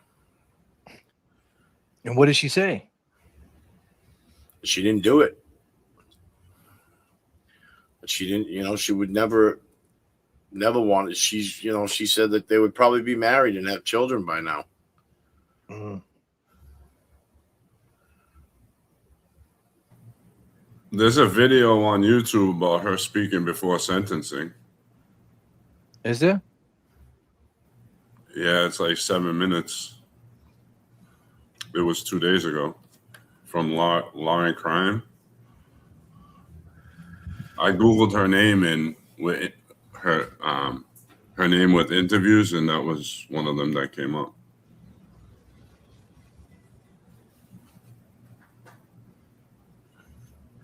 You know, I mean, you know, her mother at the end made an impact statement to the court, and the judge wasn't hearing it. You know, the judge really lashed out at the mother, kind of put her in her place. You know, kind of told her, hey, all you've been talking about is your daughter. You know, there was, you know, two young men had lost their lives.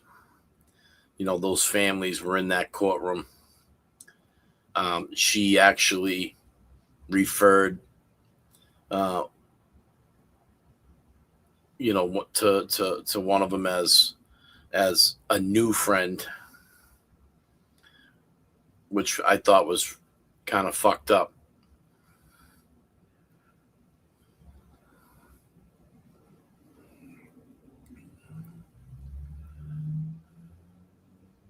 It's the world we live in now, bro. Let's get caught up a little bit. Damn. God damn.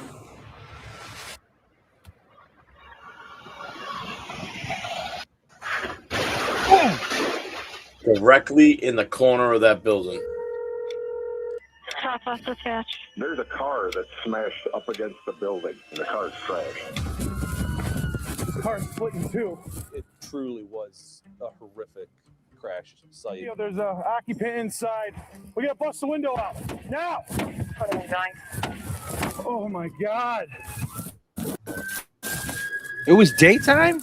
Oh my God! Well, it's 5:30 in the morning, and light was just getting ready to break. Even though nobody really wanted this to be a terrible, horrible, purposeful. Why is this shit coming in like this? That's exactly what it was. My internet's acting stupid.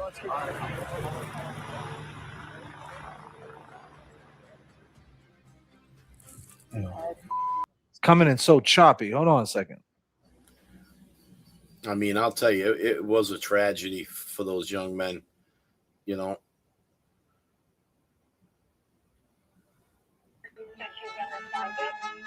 This is what he's going to tell you. Get out of that situation. And I grabbed the gun. Trying to find the first place to put a body. No, sir. The only thing they could do was kill him. You want to say anything? We, the jury, and to find the defendant.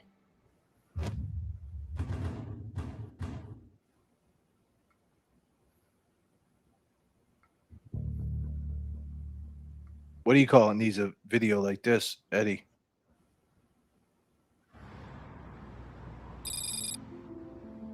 Strongsville is a suburb 15 miles outside of Cleveland. Nice little quiet suburb, a family community, a great place to live. And it was that time of year, you know, where the kids would go, you know, everybody's having graduation parties.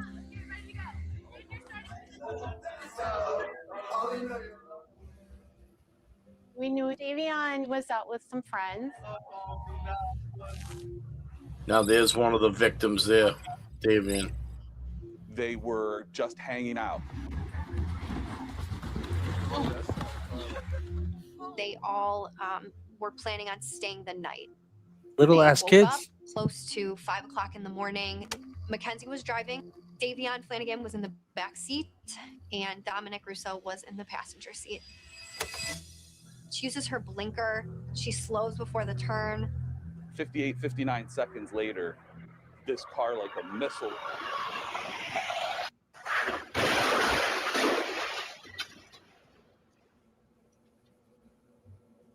God damn. It looked like it hit a tree On a first. Sunday morning early, and it was 45 minutes before a passerby noticed the crash. 45 minutes? Southwest Dispatch. There's Oh, a that's- car that's smashed up against the building. So they could have lived. He smashed the sign and hit the building. The car's trashed. No one's seen them for 45 minutes? That's crazy. It truly was a horrific crash site. You hit that corner. Two. Radio, there's an occupant inside. Send us a squad now. Nothing. It looked like it hit the tree in that video. We got to bust the window out. Send us some more units. Any more units to progress now, Anita? Now! What are we doing? You guys don't got fucking window breakers? This is not a fresh accident. You don't got either. window She's been here breakers? for a while. Dude, those windows are hard to break, bro. Yeah, but you get window breakers, man. Snap, snap. I got some, man. These cops don't have tools, man. Like if someone goes in the water, that's what you're gonna do. You're gonna be banging on the window. They're gonna go under and die.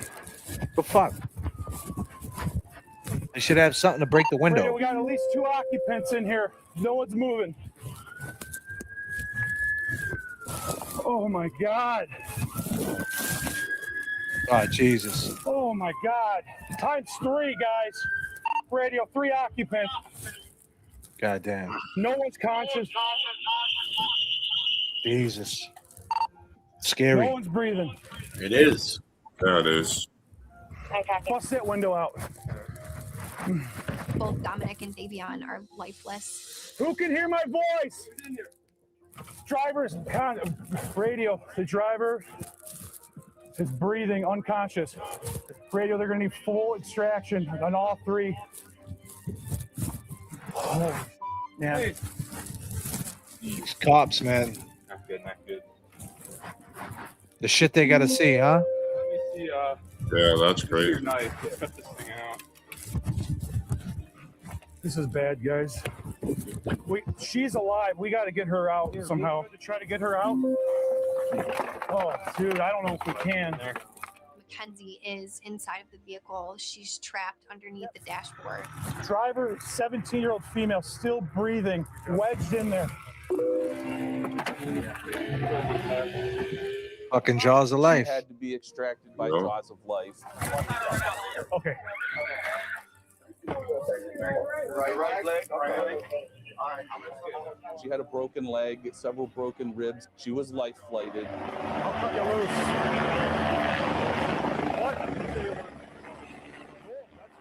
I truly still do not know how Mackenzie survived that crash.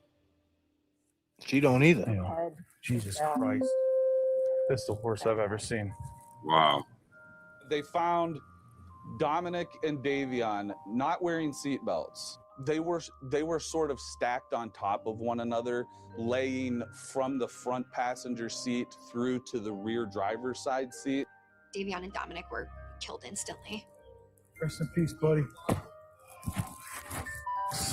This is going to be just a nightmare of a day for this whole department. They called me on the phone right around lunchtime, and the police detective asked, if I was the father of Davion Flanagan, and said there had been a horrible crash, and that our son didn't make it. And that was just a gut punch. He was the oldest of a sibling group of 3 that we adopted from foster care. He was also the starting running back for Strongsville High. We got the phone call, and that completely just changed our lives, demolished so many dreams.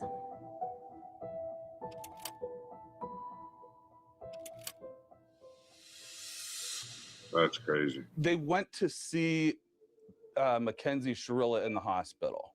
They were taken aback by she and her parents' hesitancy to speak with them. From her. Yeah. So whether or not she chooses to cooperate on advice of counsel, that's up to her. The detective, he did record maybe a few minutes, just audio of her interacting with the detective and her mother. The crime we're investigating is an aggravated vehicular homicide ×2.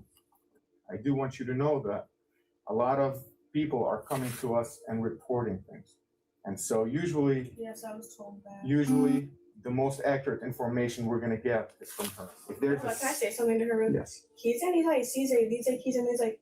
She speaks to her mother in a unique language. Yes. Yo, she's speaking pig Latin, bro. Oh, wow. It's a gibberish or a distortion of the English The language. old school pink Latin. like Wow. yeah. What a swerve. Can we tell the police I had a seizure? Can we tell the police something like that? One of the first things that the girl said to the detective was instantly, "Can't you just take my driver's license away for 10 years?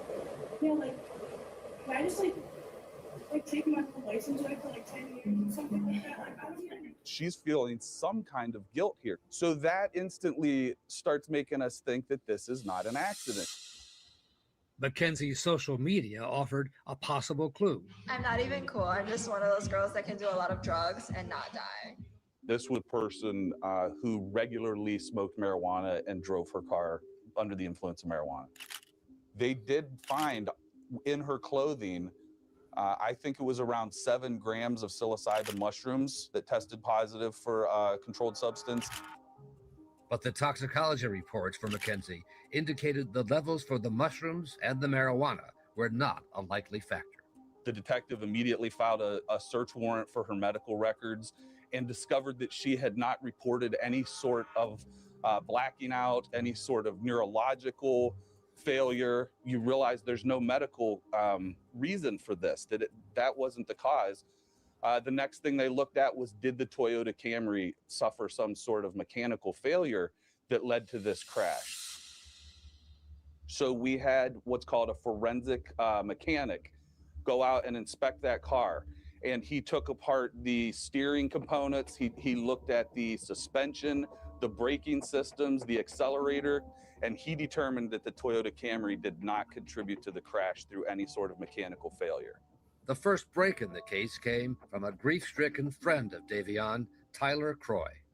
I was just kind of shocked, really. I didn't really know how to process it all. And just knowing Davion, I just felt like there was more to the story than just an accidental crash. Using an app called Life 360, Tyler and Davion and a few other friends were regularly tracking each other's phones. Wherever Davion or anyone else in that circle went, it would just ping their exact location. So I basically just went back and looked at like the previous night. It showed that the car hit a top speed of like 90 miles per hour and there was no effort to like hit the brakes. We just decided to show that to the cops because we felt like that could help them like investigate it a little better. This was kind of the first time that the police department had really got a grasp on how fast Mackenzie was driving. It really triggered them that something was not right here. Something was off. If it wasn't a mechanical failure, if it wasn't driving under the influence, what was it?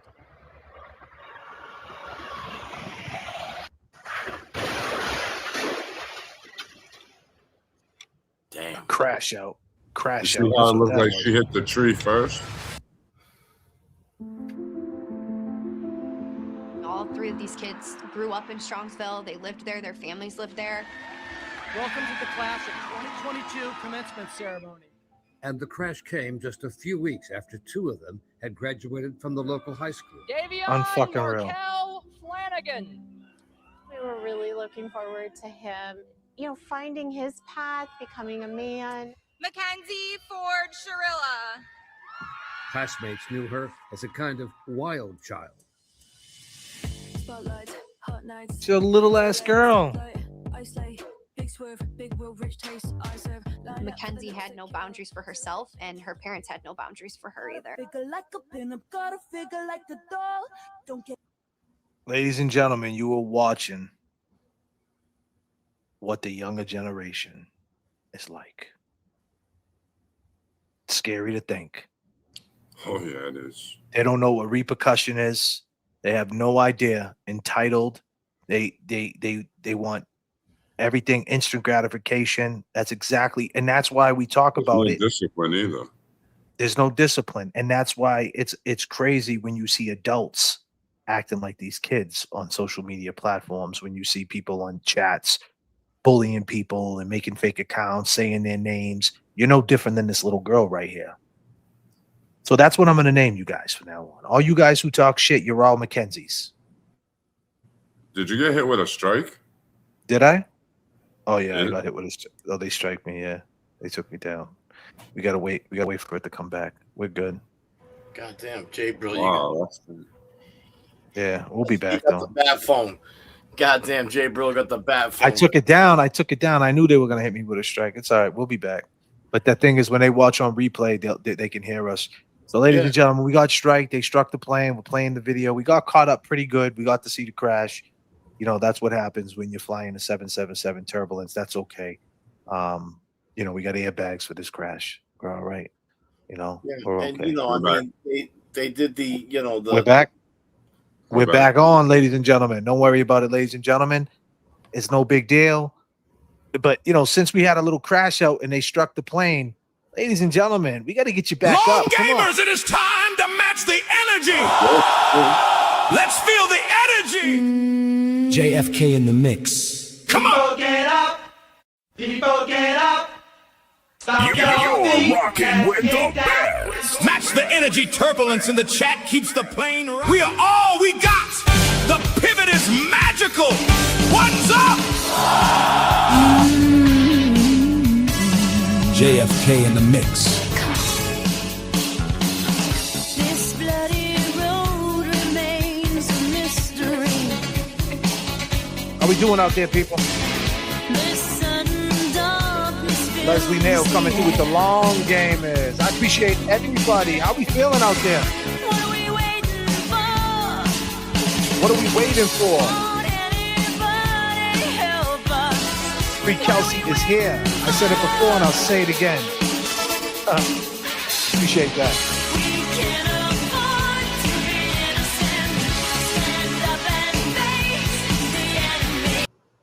We got to stand up and face the enemy. Your man JFK takes them chances for the long game, as I appreciate it. We got a little caught up with that, and we get the gist of it. I mean, I think like we don't need. I think like that's all. I mean, right then and there, you see how she's living. They used her. I mean, these young kids. I mean, they're all like, think about it. They got FaceTime, right? You know, back in the day, what do? We went to the window. Ooh, we snuck in girls' houses. Now you got little boys FaceTiming these girls face to face, Google Meets, Snapchats. It's a sneaky generation. You know what I mean? It's a very sneaky generation, man. They're sending pics back and forth, group chats, screenshots. Everybody's in everybody else's business. And that's why when you see these adults, if you guys didn't hear when I said this before they hit us with the turbulence, and that was severe turbulence, ladies and gentlemen. So you know what it feels like now. But when you see that, you say, wow, you're acting like a child, because this is what they do. They share each other's screenshots. They, you know what I mean? And this is what gives these kids this attitude, this edge, because that's what she did, right? Like she was just a wild child, probably in everybody else's business. And then something happened, slighted her, and she took it to the car to smash a wall. You know, probably over something as simple. I would assume it was probably something as simple as some internet shit, because the internet to these kids, you can't tell them it's not real life, because I guarantee it has something to do with her perception, because look at how she acts on the internet. If she didn't, that's not what it is, just look at her. Obviously, she wants to be a superstar on the internet. And if someone's telling her, you're not a superstar, oh, really? Watch this. I'm going to smash into a fucking wall. Well, or who knows? Who could have, if they could have gone into an argument and she was just driving fast and missed a turn or something. You never know. Well, you know, there's been a lot of little different situations between them two that you know brings up questions. You know what I'm saying? Like there was she supposedly you know, they were living together. She packed up all her shit one day. She took it out of the house. She reneged on it. You know, she went to the house, banged on the door. He started recording from the other side of the door. You can hear him telling her, "Hey, listen, you know, I'm supposed to have dinner with my grandmother tonight. Like, we can't do this. I don't, you know, this is unhealthy. We can't be going through this like this." And, you know, you took all your stuff out of here, and she's yelling on the other side of the door, "If you don't let me in, there's consequences. You know, I'll destroy your car." She fucking starts counting down 5, 4, 3, 2, you know, starts banging on the door. I mean, there was some incidences like that where she flexed on him a bunch of times. So, well, her and her mother, man, are very tight if they're doing pig Latin together, you know, and doing that my type mother of shit. used to do that shit with my sister. That used to get me so mad. Like, what are you guys saying? Yeah. God damn. I mean, my father didn't do any of that shit. You know what my dad used to do, man? That, you know, I'd say to him, like, around Christmas time, I see you know, he's like, "Oh, I was thinking of getting you something." I said, "What do you mean?" "Well, what are you getting me, Dad?" And he'd say, "Well, I'm getting you And I knew what that meant. God damn.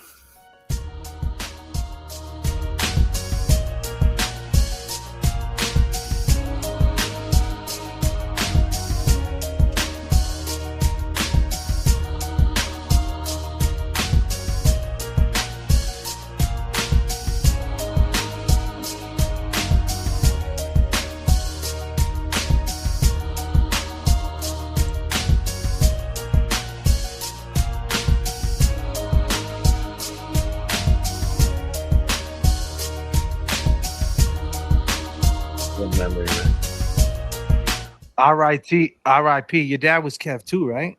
Nah, Francis. R.I.P. Francis. R.I.P. to Kev's dad. That was a great little thing, man. I could see the the love that you have for your dad, man. But that's what I'm saying. Like, you can't expect them not the kids' parents though, not to like we see it with and listen, I'm not trying to make it the same as the Eddie O'Brien case. I'm just trying to make it like draw some parallels with the love.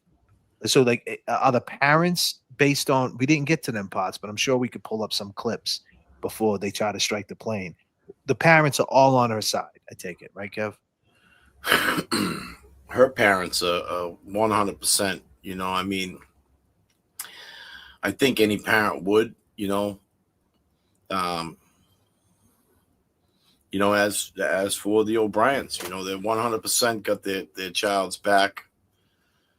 I mean, they don't want to, they don't want to believe that she did this intentional.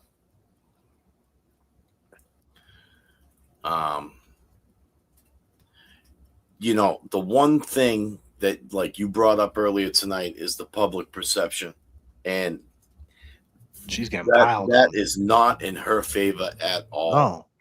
No, and that's and honestly, that is not good for her psyche, because, all right, let's just start here. A lot of people talk a lot of shit on the internet, right? And we learn that, right? And the thing is, and I also learned that the people in chats that say that they're strong enough to take the blow of the internet, oh, it's no big deal. They'll be quick to say, oh, JFK, Kevy Kev, Jay Brill, we're just joking. You're on the internet. You got to take it. You got to take it. And it's like, I get all that, right? You do. You got to learn. But it stings, man. Sometimes it stings when they throw out your name, or they throw out an insult, or something's just not accurate. You know what I mean? It's the name calling is whatever. But when someone tries to spin a narrative on you, right, it bothers you. So here's this young girl, right, that her whole life is the internet. And now the whole internet's against her, right? So it's like, her mindset, she's never going to be like, what I'm saying is, like, she's never going to get a chance at life, because she's never going to accept it, because she's going to always try to beat the internet. And you're never going to beat the internet. The internet is undefeated.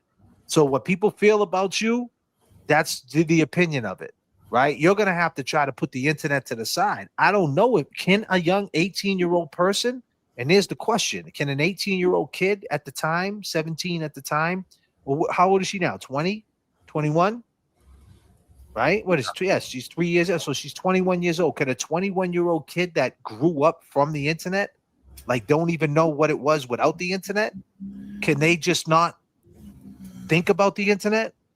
Can they move their life in a direction and not pay attention to the internet? I don't know. And that's a big thing.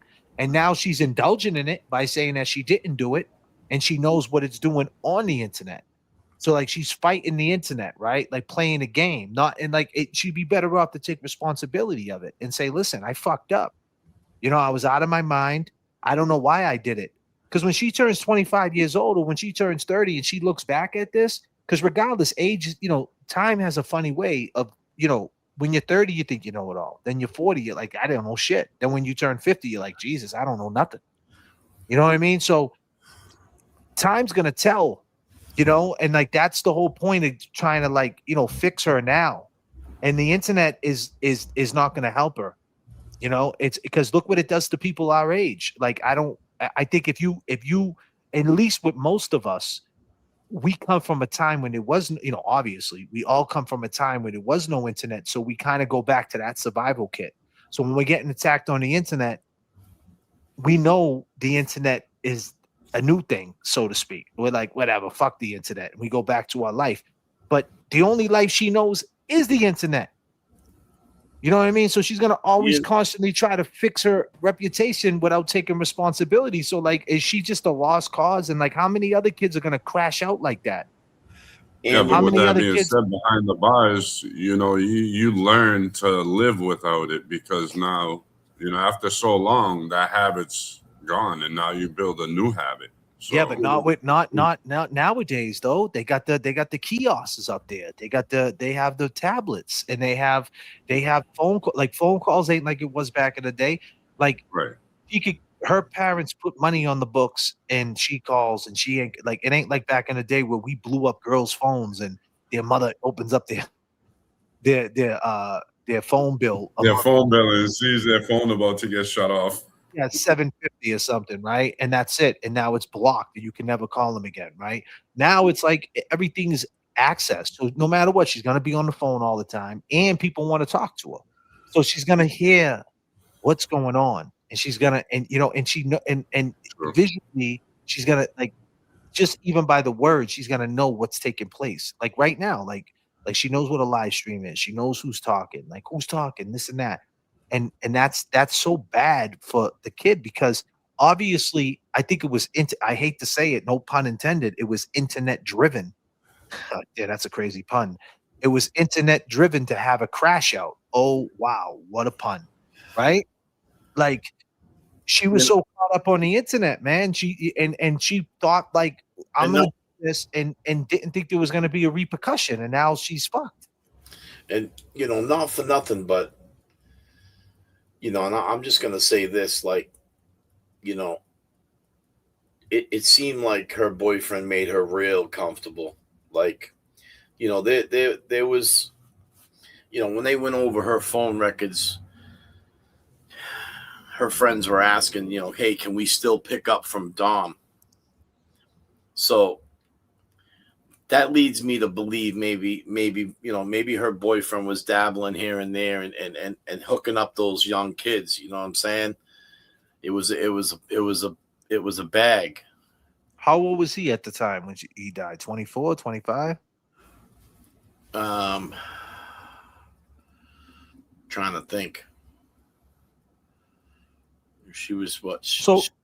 So what was he doing hanging out with a kid who just graduated high school if he's like 25 years old? He was 20, so he wasn't that much older. He was 20 years old. Well, what I'm trying to say is he had his own place. And I'm not saying that he can't, but he spoiled her, I mean, you see her rolling in those cars, man. She's got some fatties, She's seemed like she was smoking every day, She was peddling some mushrooms, the magical shrooms. Now, in that state, is weed legal? I'm not too sure. Probably. Yeah. So there's another problem with today's society. You take a kid with a mental problem. Legal. All right, so it's legal. So now let's talk about that. You got a kid with a mental problem, right? And now they start smoking weed, and they could become delusional. Weed's not for everybody, man. You give that kid mushrooms, you don't know if she was out of her fucking mind. Some people, Snoop Dogg could smoke 50. Listen, I hung with Paul Wall. I seen him smoke, no lie, in a 2-hour conversation. I probably definitely seen him smoke about 10 blunts back to back. Put one out, roll one up, and just be totally Paul Wall. And I'm looking at him, and I'm like, why? Like, I'm saying to myself, like, and I'm high at that point because I'm contact high. You see me on the stream back in December when I was in Houston with Paul. I was walking around telling everybody I got a contact high. Like, I felt it in my body. I felt tingly, and I don't like that feeling. I don't like feeling like I'm not in control with my mind. And like, weed makes me feel too, like, it just raises the anxiety, and like, I'm not into the high. I'm more into, like, let's just chill. Some people say when they smoke weed, it makes them chill. It doesn't make me chill. Most people, normal. You feel normal, and that's an issue. If you got to smoke weed to feel normal, so but when and listen, that's just my opinion. No, I don't smoke to feel normal. I feel normal after I smoke. I just feel the same way. But my thing is, the weed nowadays, the THC levels, right, and people misdiagnosed. It's like weed's not for everybody. So when they make it legal, these kids think it's legal. I can roll a blunt. See, back in the day, you would never take pictures with a blunt in your hand because it was illegal. You know what I mean? You would be sitting in your car. You wouldn't be sitting in your car rolling up. These kids are rolling in their car, rolling the weed like this, like no big deal. Like when we were doing it, we were like, yo, look around. There's nobody around, right? You don't do that shit here. Do that in the house. Like, and that's the problem. Like that generation comes from that where everything, there's no repercussion. It's all this, you know? So it's like that, like I get it. And then you got people saying, hey, weed's not a real drug. It's a real drug if you got real problems. You know, what I was trying to get at with what I was saying is that, you know, I feel like she might have, you know, she'd been catered, you know, she'd been catered to, you know what I'm saying? Like there was just situations where, like, you know, when you see a young girl like that, you know, partying the way she is, you know, 17, living with a boyfriend, he was flooding her with, you know, the Louis Vuitton bags. He was a very, you know, he liked his high end. Let me just add to that. But that comes from that era where everything's going to be showing off. Like, what was he doing it for? He was doing it for the gram. You know what I mean? Like, look, I'm gonna buy this and take a picture with it. We're doing bigger. We're doing, and then when it all falls apart, there's the crash out. And she took it to the streets. And when she doesn't understand, the most retroist thing on the planet, back to DYS Untold, is the system and the crash out. When you crash out and you end up in the system, this so-called fake fantasy world and character that you make on the internet is no longer, it's different. Now all of a sudden it's a different type of pain that you never knew. And she wanted to feel it, literally. She wanted to feel death. She wanted to, like, she went right into that wall. I mean, she's seen that wall coming head on. I mean, she's just as crazy. I'm just saying, like, I think that girl needs help, you know. And what I mean is like, what I'm trying to say is that, you know, if there was a chance that, you know, her boyfriend wanted to leave her, all that shit stops. That's what I'm saying. The whole facade of going on the whole internet shit stops. The whole shit. The whole shit. And exactly. And you know, I mean, you know, she took it to you know, she possibly took it to a different level. But think about it. She is gonna not have what she's had for the past 4 or 5 years. Exactly. You know, and that's what I'm saying. These relationships now are all broadcasted through the internet. It's all instant gratification. They want the world to see it. They want the world to see it. So it's kind of like she did that to kind of make the world see how crazy she was and how, like, what level she would go to for her man. Like, you know what I mean? That's a mental issue. But you know what? I hate to say it. That instead of the adults, what I'm saying is what I'm seeing for all the adults barking at this girl, like this is what's going to happen to a lot of these kids. A lot of these kids are going to crash out one way or the other because there's no way you're going to be able to keep up this facade of this instant gratification, the likes.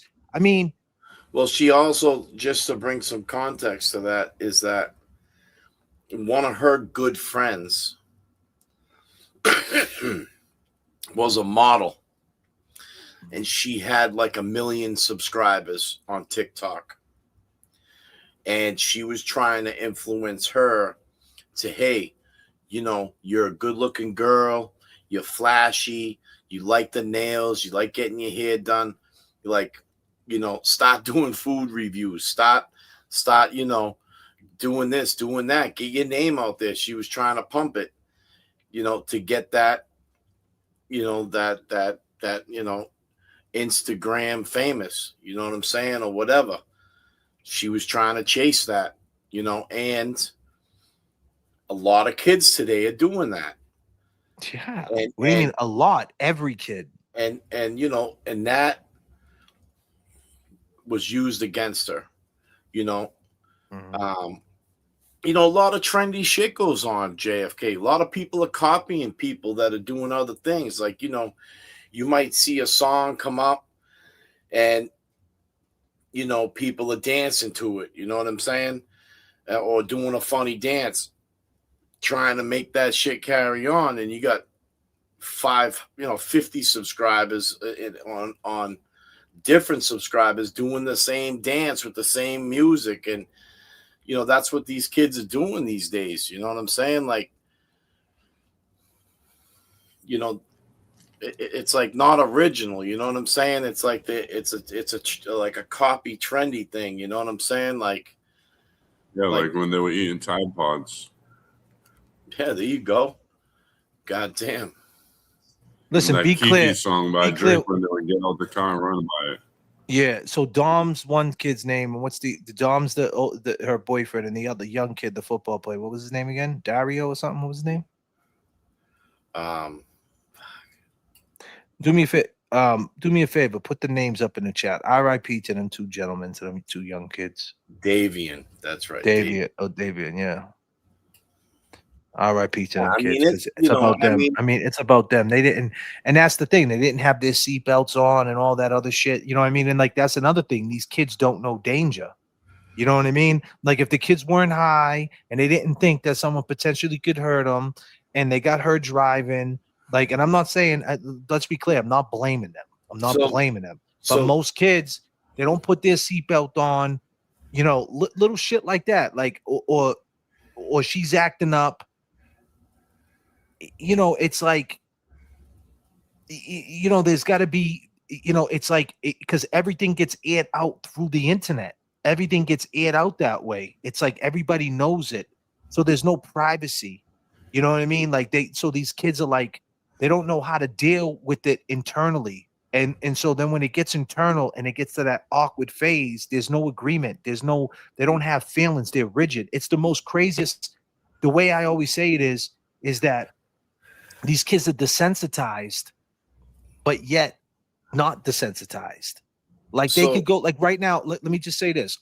Right now, these kids could watch that video of that car crash into that wall. This generation. When I watched that video, it turned my stomach. These young kids could watch that video, see inside that car, because they see so much shit on the internet, and that shit won't even bother them. See dead bodies. I mean, you see it all day on Facebook. These young kids will leave comments. Oh, don't park there. You know, fucking dude's head's off. You know what I mean? An ambulance for his arm. Dude gets hit on a motorcycle. This is the comments that you see. And they're desensitized. But as soon as you get to the feelings and you get down to talking and you get deep, they're so sensitive. They're desensitized with the internet and how rigid it is. But they're so sensitive when you get to the real talk. And that could be a reaction, the crash out. Really? What? And that's it. And it's over. Just like that, because they don't know. They take everything as a slight. Oh, you coming at me? Watch this. Like everything's got to be a crash out at that point, because they don't know how to. They got to be the victim. They got to, and that's what she wants to be. She wants to be the victim, because that's how the internet lines up. You have to be the victim. It's a crazy game. This internet shit. It's fucking insanity. I wanted to say this because it was on my head, and I just sorry, bro. No, and I remember seeing it the other day, which I don't know if you could find it. I mean, I could probably Google it, but so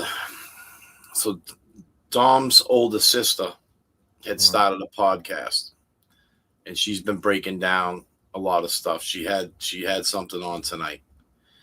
Now, previous on her show, she had like a EVP reading or something. You know, and I mean, you clear as day, you can hear it, you know, she believes it's her brother's voice, but it says, you know, she killed us, you know? Oh, wow. Yeah. I mean, it's pretty freaky, man. On what? Where's this at? On her podcast. That I sent it to you. I sent you the. I'm gonna have to try to find that girl. I'll send you something right now, bro. That's the one that they put up there earlier, right? On the super chat. Hold on.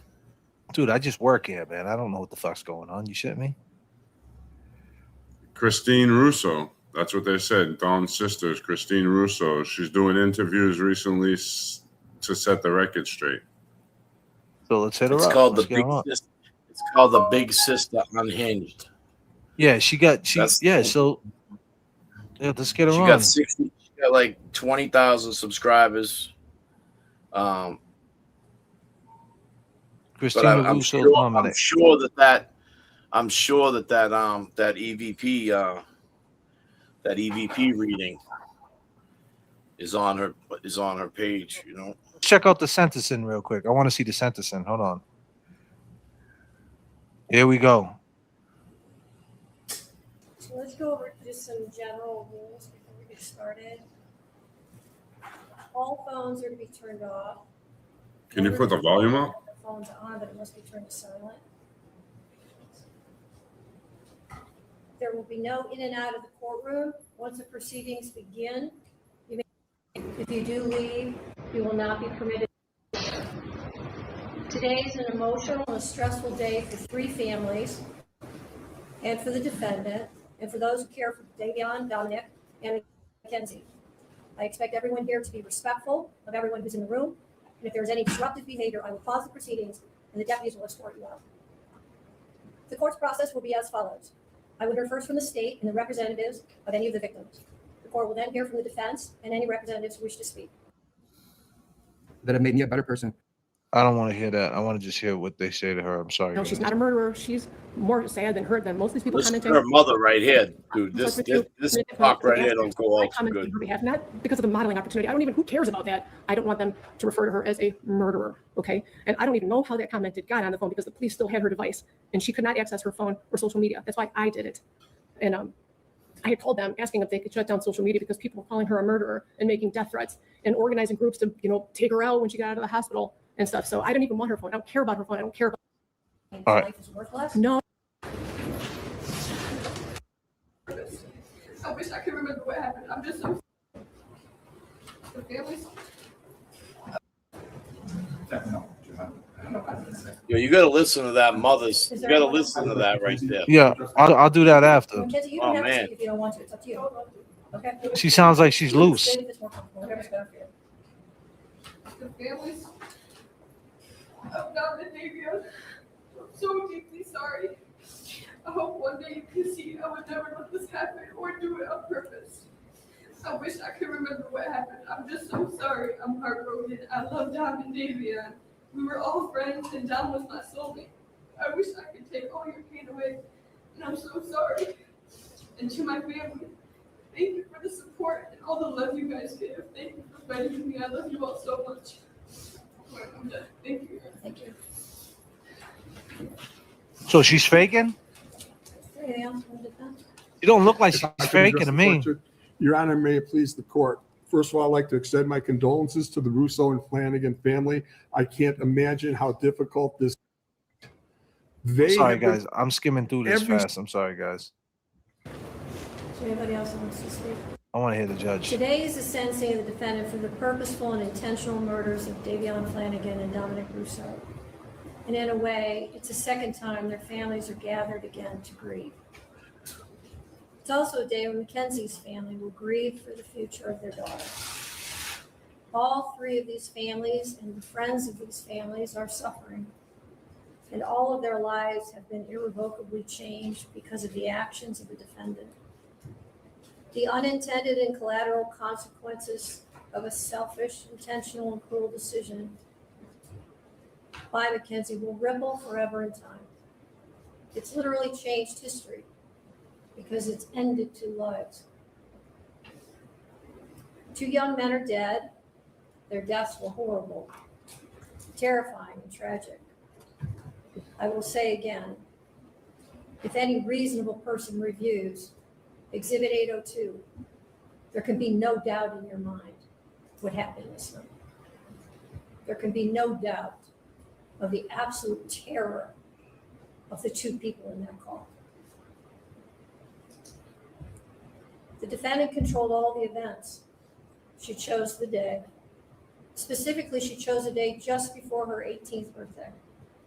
She chose to drive the car. Wow. The time to drive the car. She chose an obscure, previously scouted route through an industrial parkway. She chose the target to hit and the victims. She chose the means and the method to follow through. And she planned and purposefully executed the events of July 31st, 2022. The review of the evidence supports the factual findings, the forensic testimony, the testimony of the first responders, the testimony of the emergency room doctors who treated the defendant, the testimony of the coroner's medical examiner, the testimony of those who knew the victims and the defendant, and the testimony of the BMV official who provided evidence that not only did the defendant deny any medical condition when applying for her license, which her mother co-signed and attested to, but also that just after the accident, Mackenzie renewed her driver's license and again denied any medical condition.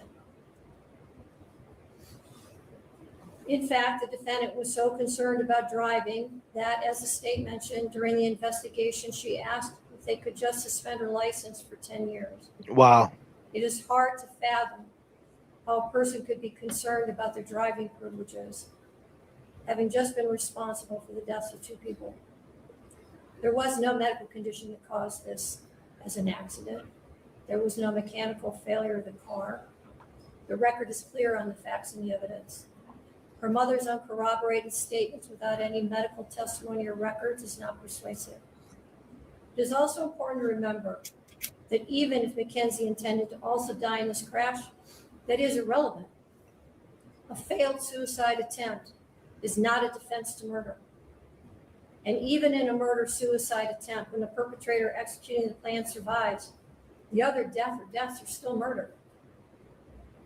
There's only one person who's responsible for the pain of everyone in this room, and that person is you, Mackenzie. Nobody else is responsible. This isn't the fault of Dominic's family or Davion's family or your family. And I know that each of you have asked your questions to yourselves, what if? What if I had done this or that? The truth of it is, none of us can control the intentions of another. And when there is a purposeful intent to harm or kill someone, it is the perpetrator alone who bears the responsibility for the choice and the consequences and the harm that follows. The difficulty for sentencing today, honestly, is whether or not I believe you should get consecutive sentences. Wow. I'm troubled that should I give you a concurrent sentence, that people will believe that somehow I'm being disrespectful to one of the victims. And on the other hand, I have to weigh the punishment. There's a very good likelihood, Mackenzie, that you will spend the rest of your life in prison. Wow. That won't be up to me. That will be up to the parole board, and that will be up to you to a great extent. Yeah, it will. Everything we just talked about. I understand that the pain in this room wants me to Everything we just talked about, bro. impose the harshest sentence. But I don't believe that would be the appropriate sentence, because I do believe that Mackenzie will not be out at 15 years. So she's sentenced on count 2, the murder of Davion Flanagan, 15 years to life. She's sentenced on count 1, the murder of Dominic Russo, 15 years to life, to be served concurrent to each other, with credit for time served. I'll waive fines, fees, and costs, and your appellate counsel will be assigned. Are there any questions from the state? No, Your Honor, thank you. Any questions? No, Your Honor. All right, thank you.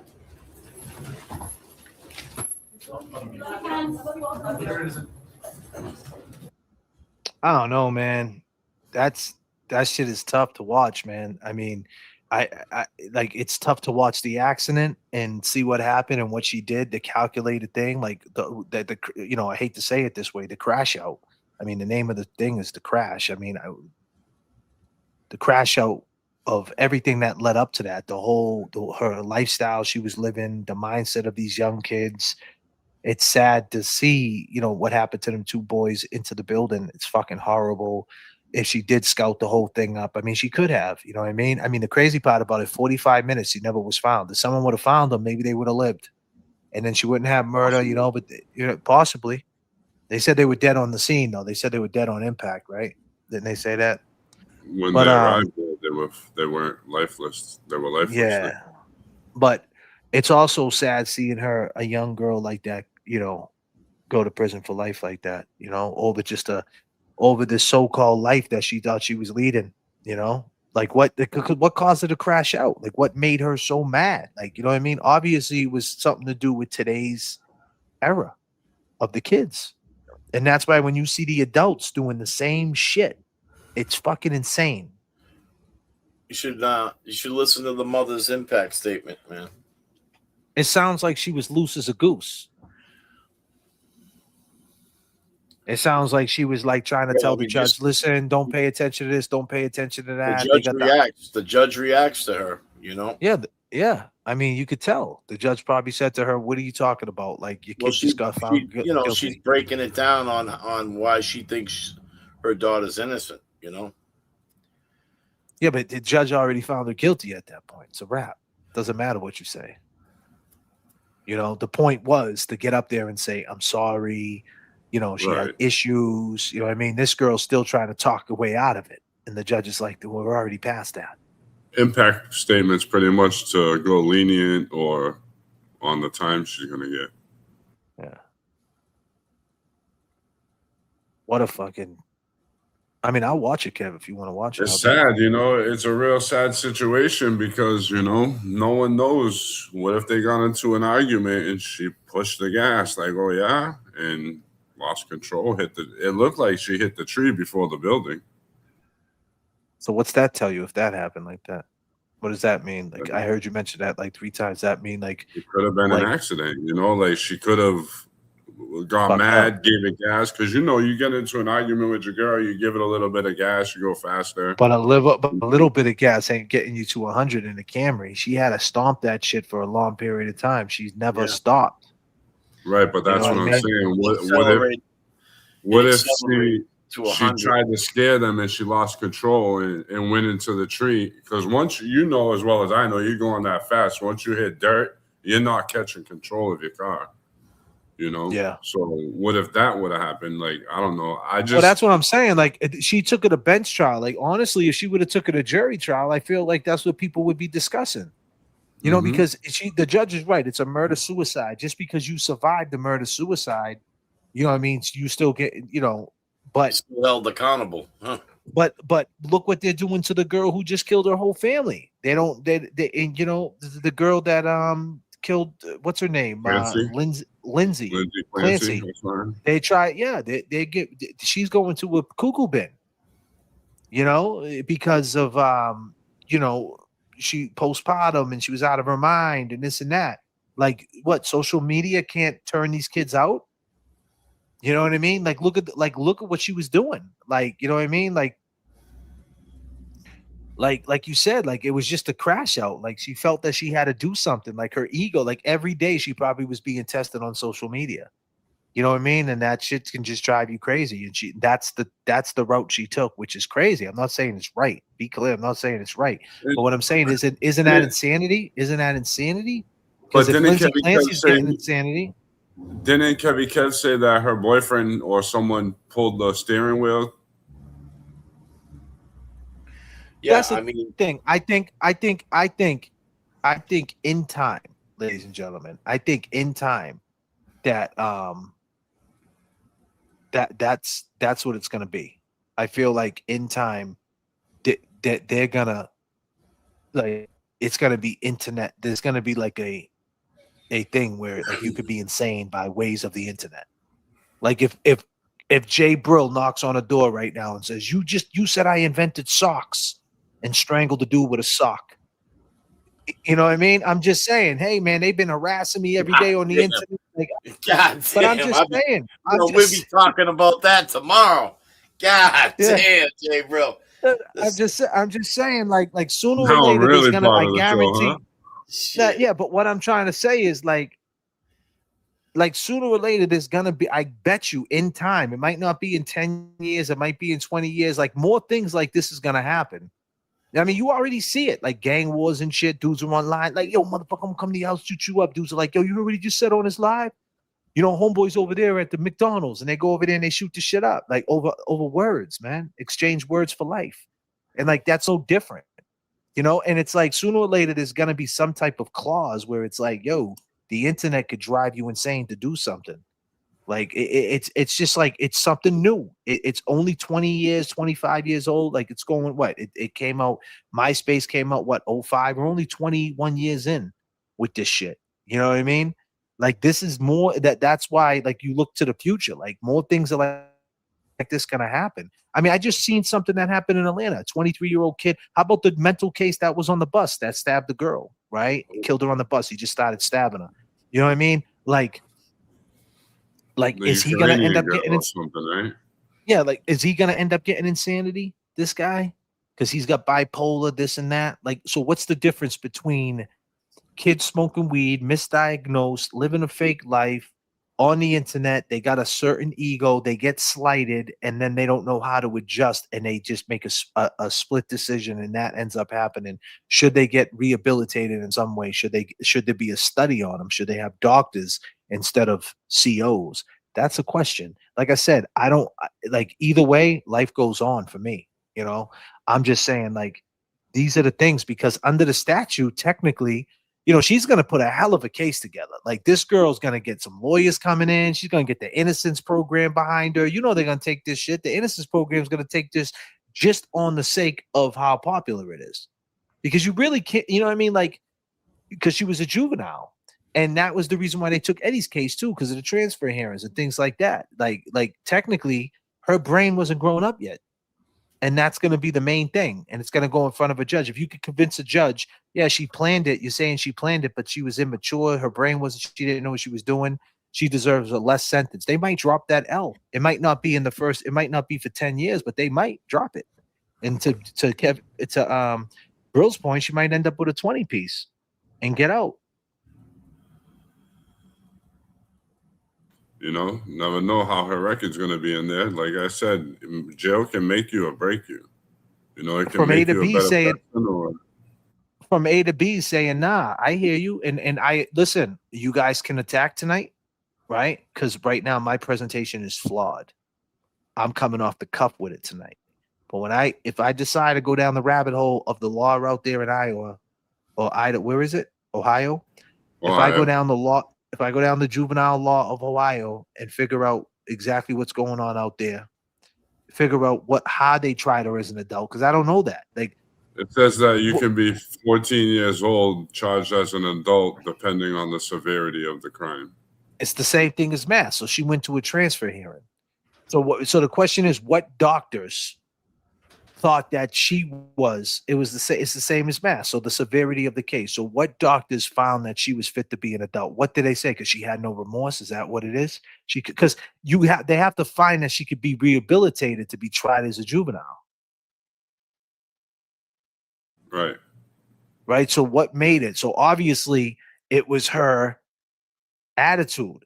I think that if I was a lawyer, the first thing I would say is, well, she's living in a fantasy world. She's on the fucking internet all day. She thought she could play everybody. She would lie into the doctors, and she thought that, you know, and it's the same thing Eddie's saying. I'm not going to admit to a crime I didn't do.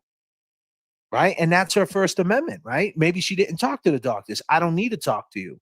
So what they're going to say based on her attitude of saying she didn't do it, that made her guilty. That's her First Amendment. So it could be the same situation with Eddie, because Eddie's saying the same thing. When they came to me with the doctors, I said, I don't need to talk to them.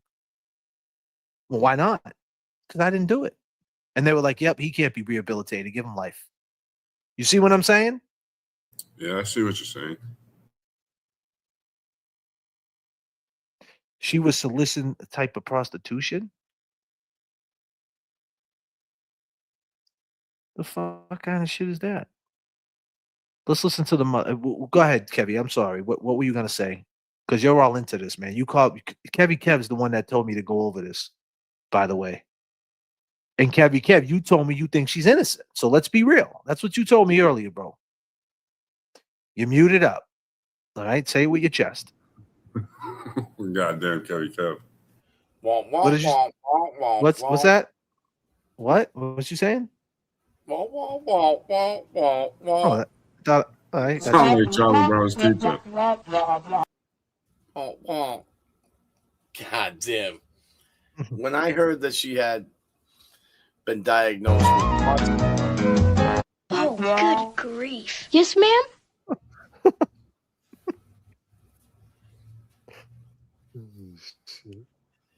Go ahead, brother. when I was under the impression she was diagnosed with that POTS disease, you know, I just said to myself, you know, what if there was a medical condition on that drive, and you know these kids were trying to grab the wheel, and I mean the car was put in neutral during that time. Is that what she's saying though? No, that's what was, you know, tested when they tested this car. You know, they they realized that the accelerator was depressed 100% full throttle, no braking. The wheel was moved. The car was put in neutral during the acceleration. You know, there was just a few things that. That neutral thing is a big thing. So, but that could have been them just trying to. Yeah, but that could have just been them trying to stop it, not knowing what to do. Exactly. Like I But don't. could they? But could they have caused the crash? She's That's going what I'm 100. thinking.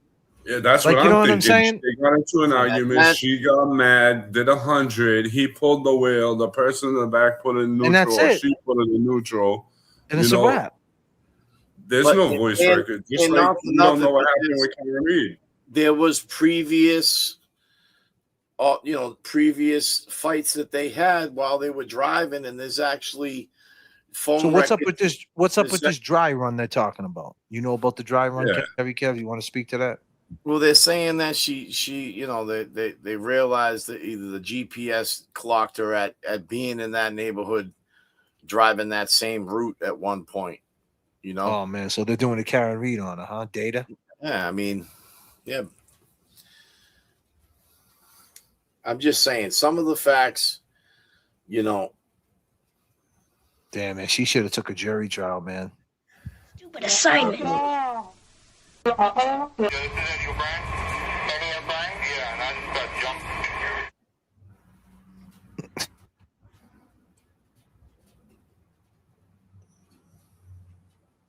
So we're basing that on the data because she was in the neighborhood. Is there a camera showing that she drove around there and like how did she know? I don't know, man. If I believe that, man, I'm sorry, man. The dry run shit, man, is a hard sell. I mean, in the court of law, man, like there's mad reasonable doubt there. Like, how do you? Because she drove through the neighborhood and she was like, all right, so I'm gonna fly up the street and then I'm gonna swerve off the road and hit that. Like because the data says it. Like, how accurate is that data? And like, they had an expert, obviously, in the trial. I take it, telling you that. Yeah, and she also states that she remembers taking the turn. Everybody's believing turn and accelerating. All right. Everybody's believing the black box on this. All right. So you guys want to believe the black box when it went 24 miles per hour in reverse and hit John O'Keefe? Didn't they have that on the black box too? I mean, I'm saying, man. See, this is the best thing when you stop paralleling it. It's like, nah, she did it because we just don't like her. She did it. Fuck that. She deserves it. It's like, you know what I mean? That's the thing about the true crime. Like I said, this presentation is flawed, ladies and gentlemen. This is a flawed presentation. JFK is author shit. I don't know about this case. All I know is she was 17 years old and her brain wasn't all the way grown. Maybe we should give her we should take her to the cuckoo bed, feed her some Xanax, and ask her some questions. That's all. Thank you. Yeah, she wasn't allowed to attend any of the funeral ceremonies. It didn't sound like she was lying when she was crying, though. Yeah, but listen to her mom's statement. Let's listen to that real quick. I gotta ask J Bro. J Bro's a detective, man. J Bro, when you first seen her, you think she's bullshitting? I'm just saying. Well, you know, she could have been truthful, but also she could have been scared going to jail for fucking 15 to life. You know, that could have put her to cry and put on. You know how people in general can put on the waterworks like that. Everybody, put your fucking peace signs up for Jay Brill. Has he not been on fucking point tonight? Jay Brill's learning on the fly. Come on, put your peace signs up for this guy, right? And his Cash App is what? Jason BM90. Jason BM90, man. Let's hear some pings on the Cash App. And I need some pings for Kevy Kev 781 on the Cash App. Come on, let's get it going, man. What are we doing here? My panel. And some for JFK too. Listen, JFK's flawed, but my panel is flawed. Long gamers, it is time to match the energy. Let's feel the energy. JFK in the mix. Come on. People get up. People get up. Stomp your feet. Let's get down. Match the energy. Turbulence in the chat keeps the plane running. We are all we got. The pivot is magical. One's up.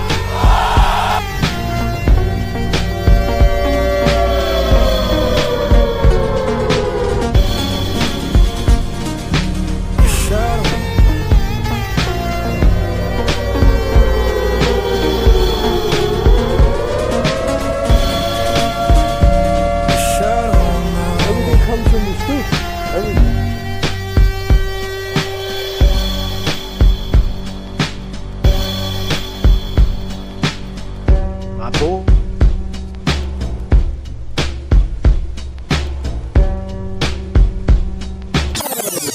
You know what's crazy?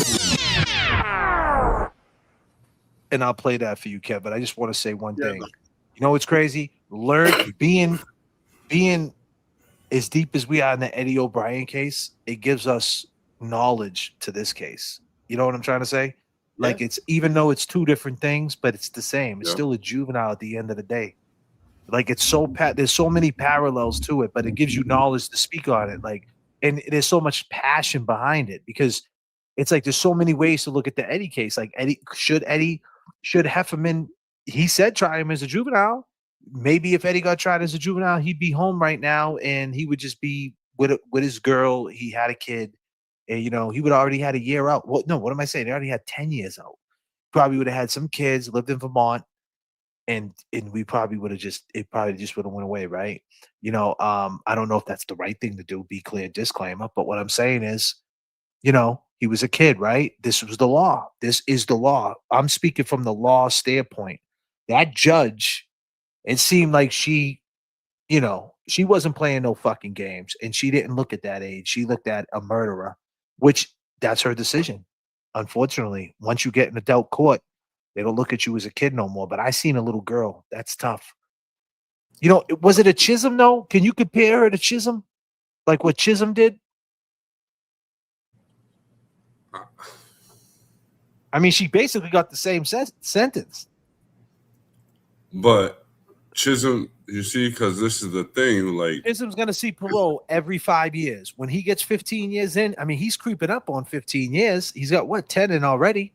A little bit more than 10. He's creeping up on 15. He's gonna see parole. They're gonna push him back 5. He's gonna see parole. Like their family's gonna have to go to that parole board every fucking time. Unless like obviously, I think Chisholm's so mental, he's gonna be like, yo, I waive it. But then again, he's so crazy, he might say, no, I want to go and sit there and talk crazy. Good. So and the family's gonna have to be there to look at this fucking maniac, right? So what's the difference between Chisholm and her? Like, does she look more in a situation like that based on that she tried to hurt herself, right? I mean, she did hurt herself. Can she be rehabilitated? Versus Chisholm, you know what I'm saying? It gets crazy. Like the charge itself, I understand. Like it runs underneath the statute, it gets smoked, but the circumstance is different, no? They are different in a few different ways. I mean, I think,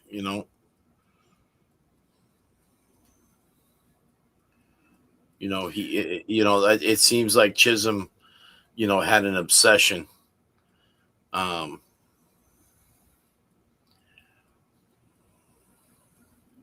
he's a sick fuck, bro. Like when he goes to court, I heard he goes to court, he fights with the COs. Like he's like Hannibal Lecter. Yeah, you see, like someone like that, he ain't gonna be rehabilitated. Look, he's crazy, and he already reoffended in there, anyways. He reoffended. Look, he like. Well, what happens if she runs a? Yeah. Well, what happens if she runs into a female Chisholm in prison, and she gets shanked over this shit because someone wants, like, you seen someone kill Whitey for the props, right? Even though Whitey was a rat, but still, right? They kill her. Like, right? Does she deserve to get shanked in the neck and die because of this? I mean, she's in straight danger. That's what I'm trying to say. Like, that's what I'm saying. Like, she's in danger in that prison because it's popular. You know what I mean? And then she might be acting a certain way, and she's small, so she thinks she's big. She hasn't grown. She thinks she's somebody, and someone just might stick a fucking blade right in her throat. And then what? Was it right? Is she still, like, she got what she deserved? Is that what we're gonna say as a society? Like, I don't know. Like, I understand the 2 boys are gone. Let's be clear. I think it's fucked up. I can just imagine how scared they was. I could just imagine. I get scared on a Ferris wheel. You know what I mean? I could just imagine what it felt like going 100, saying, "What are you doing?" I can imagine, and RIP to the victims. But at the end of the day, she's still got a whole life ahead of her, and it's like, can she be rehabilitated is a question. Am I saying that she should get out? No, I'm just asking the question. Like, when do we start looking at social media as an issue that can turn these kids out? Because It's peer pressure, like on steroids. Like smoking weed might have got her paranoid and got her weird in her head, started thinking weird. But if she tells her friend that weed makes her feel funny, her friends are probably going to say, what? Weed's legal. Weed's not a drug, man. You stupid. Like, you know what I mean? Well, you know what they did was they ruled her ability, you know, the influence, you know, saying if she was under the influence of marijuana, obviously with all the videos she posted of smoking weed and driving, they kind of ruled that she would have known what she was doing. You see, but I don't understand that. If they said there was no weed in her system and she's posting all these pictures about smoking, weed lasts at least 30 days in your system. At least 30 days. Believe me, I used to Sticks to piss your 30, fat man. cells. I pissed 30 a couple times to my PO, and I drank the drinks. I mean, I had to give my cousin, real talk, you know, there used to be a fake. I'm not even going to, I'll have Ralphie come up here and tell you the story about the fake thing. Oh my God. Supposed to have Ace on here, man. The Funky Bunch, Ace from the Funky Bunch, Maki's boy. I'm going to try to get him up here. He wants to come up. I told him, but he's too busy on the jet with Maki. So we're going to have him up here soon, though. Take a little swerve, some positivity, you know. How many guys caught, and all my members that are members now, there is members only. You guys could check out the Static Selector show with my partner, my boy DJ Static Selector. We do a show called The Listening. That's all members only. That's a whole other show, whole other algorithm, totally different, where we sit back and go over music with the chat and find new artists. And it's through a platform called Nero. It's a different universe. It's not the YouTube universe, although we stream it through YouTube, Twitch, Instagram, and TikTok. But the actual traffic is coming through an app called Nero.com. No, Nero.app. What is it called? I forget. Nero something. NeroApp.com. And it's an app. And yeah, so check that out. It's called The Listening with DJ Static Selector. It's a different show, a different JFK. It's not this weird guy, Randy Allen Boucher. It's a little bit different. Damn. So let's go into the character of the mother. She's stressed. Tragic nightmare accident to have happened that she has no memory of, and she will never emotionally or physically recover from it. She almost died too, and we're asking that you please not run the sentence consecutive. He was family, and we all loved each other. That morning of the accident, she called. I got a phone call that there was a car accident. Okay, so we went to the hospital, and I didn't even know who was in the car. The names had not been confirmed yet, and I'm gonna cry because I missed Dom so much. We loved him so much. So I called Dom, like over and over again, praying that he was going to answer the phone, and he didn't answer the phone. So then I tried to call his mom, and she didn't answer the phone either. And I still didn't know who was in the car. I didn't even know she was alive. I didn't know what was happening. So then we were in the waiting room. And then his mom she did call me. So I answered the phone and I was like, oh my God, like, I don't even know who was in the car. Like, what's happening? Was that Dom? And she said, what do you mean? My son is dead. And I was like, I'm so sorry. And then she said something like, now I have to wait until your kid's out of the hospital. And then I didn't hear the rest. I was like, we loved him so much. And I hung up the phone. I did not talk about social media. I didn't even know what was going on yet. Okay. So then that was it. So in the hospital, that Vitality post, I commented on that because somebody had called her a murderer. Okay. And she's not a murderer. So she didn't even have her phone at that point because the police had still had it. Okay. So I jumped on and I was like, you know, she's not a murderer. She's more sad than hurt than most of these people commenting. She's been trying to get in touch with you. I mean, at that point, it was just an accident. So I commented on her behalf, not because of the modeling opportunity. Who cares about that? I don't want them to refer to her as a murderer. Okay. And I don't even know how that comment got on the phone because the police still had her device and she could not access her phone or social media. That's why I did it. And, I had called them asking if they could shut down social media because people were calling her a murderer and making death threats and organizing groups to, you know, take her out when she got out of the hospital and stuff. So I didn't even want her phone. I don't care about her phone. I don't care about social media. I just wanted them to you stop calling care her about a social murderer. media. So she did come to, and she did come out of surgery, multiple surgeries, that she wouldn't see all these people calling her a murderer because she would never, ever, ever murder the love of her life. Okay. Halloween, for 3 months after the accident, she would only wear his clothes. She would only eat the snacks he ate. She would only listen to the music he wrote. Okay. She was laying in bed for 3 months crying. There was a shrine of him next to her with photos and things that he liked and this flower that lights up that he got her because he wanted it to be fresh, alive forever. It's like a little Beauty and the Beast flower. Okay, she's got this shrine of him next to her. So she was crying for 3 months. So her friends asked if she wanted to go out trick-or-treating or Halloween, and it was at OU. And she didn't even want to go. She said, I don't know, should I go? She couldn't even walk yet, barely. So I told her, I said, baby, please go. It's Halloween. You've been laying for 3 months crying, only listening to his music. Please go have just a moment of fun, So we told her to go. My husband drove her. I brought her back home. She just needed a second of fun. That from lawyer's me, not feeling her it, huh? whole World, her whole Doesn't look world. like So it. that was us. We told her to go. And that concert she went to with Dom's cousin, Abby, they picked her up. They brought her there. That was Dom, Mackenzie and Dom and Abby all decided to go to this concert together while they were in the hospital. That was for Dom. Everything she did after the accident was either in honor of him, to be close to him, or just to be by him any way that she can. She's like devastated and tragic. He was the air that she breathes. Okay. And they went with his cousin. We spent all kinds of time with him after the accident. So, quick question: if she was doing all that, and that's accurate, because we don't know if that's accurate, that could be straight bullshit. But if that's accurate, right, and there's proof of that, was that a play by design, or did she really do that? Because everybody's saying that this chick's a psycho, right? But if that was like real, that's compassion and that's remorse. No, Kev? I would say so for sure. For sure. I mean, she's she's experiencing this loss herself. She feels that absence, Someone says she's obsessed. That's the problem. Do you think that she's obsessed? Like that's how it that like so she was obsessed. Elephant. Keep in mind, I'm going to say it again. I go by the name of. Did he just freeze up? Yeah, maybe. Looks like he's having internet problems. His internet's doing internet things. Yeah, the internet was totally crashing. Am I still crashed out? No, you're good now. I'm good now. I'm still seeing circles. Yeah, the internet did internet things. Right when I said I'm flawed. Not only is my internet flawed, my whole presentation is flawed, and I am a flawed human being. I actually suck. My name is Randy Allen Boucher, and I do not know what the fuck to say anymore. Kevy Kev, help your boy out. Well, I go by the name Kevy Kev. And I go by Joe Brown.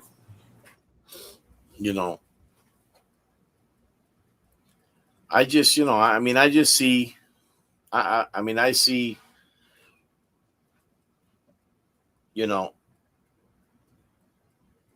it's hard to say. I get what people, they could say that she's obsessed, that, Oh, hold on a minute, guys. We got to do the polls for our girl, the Amy experience. You ready?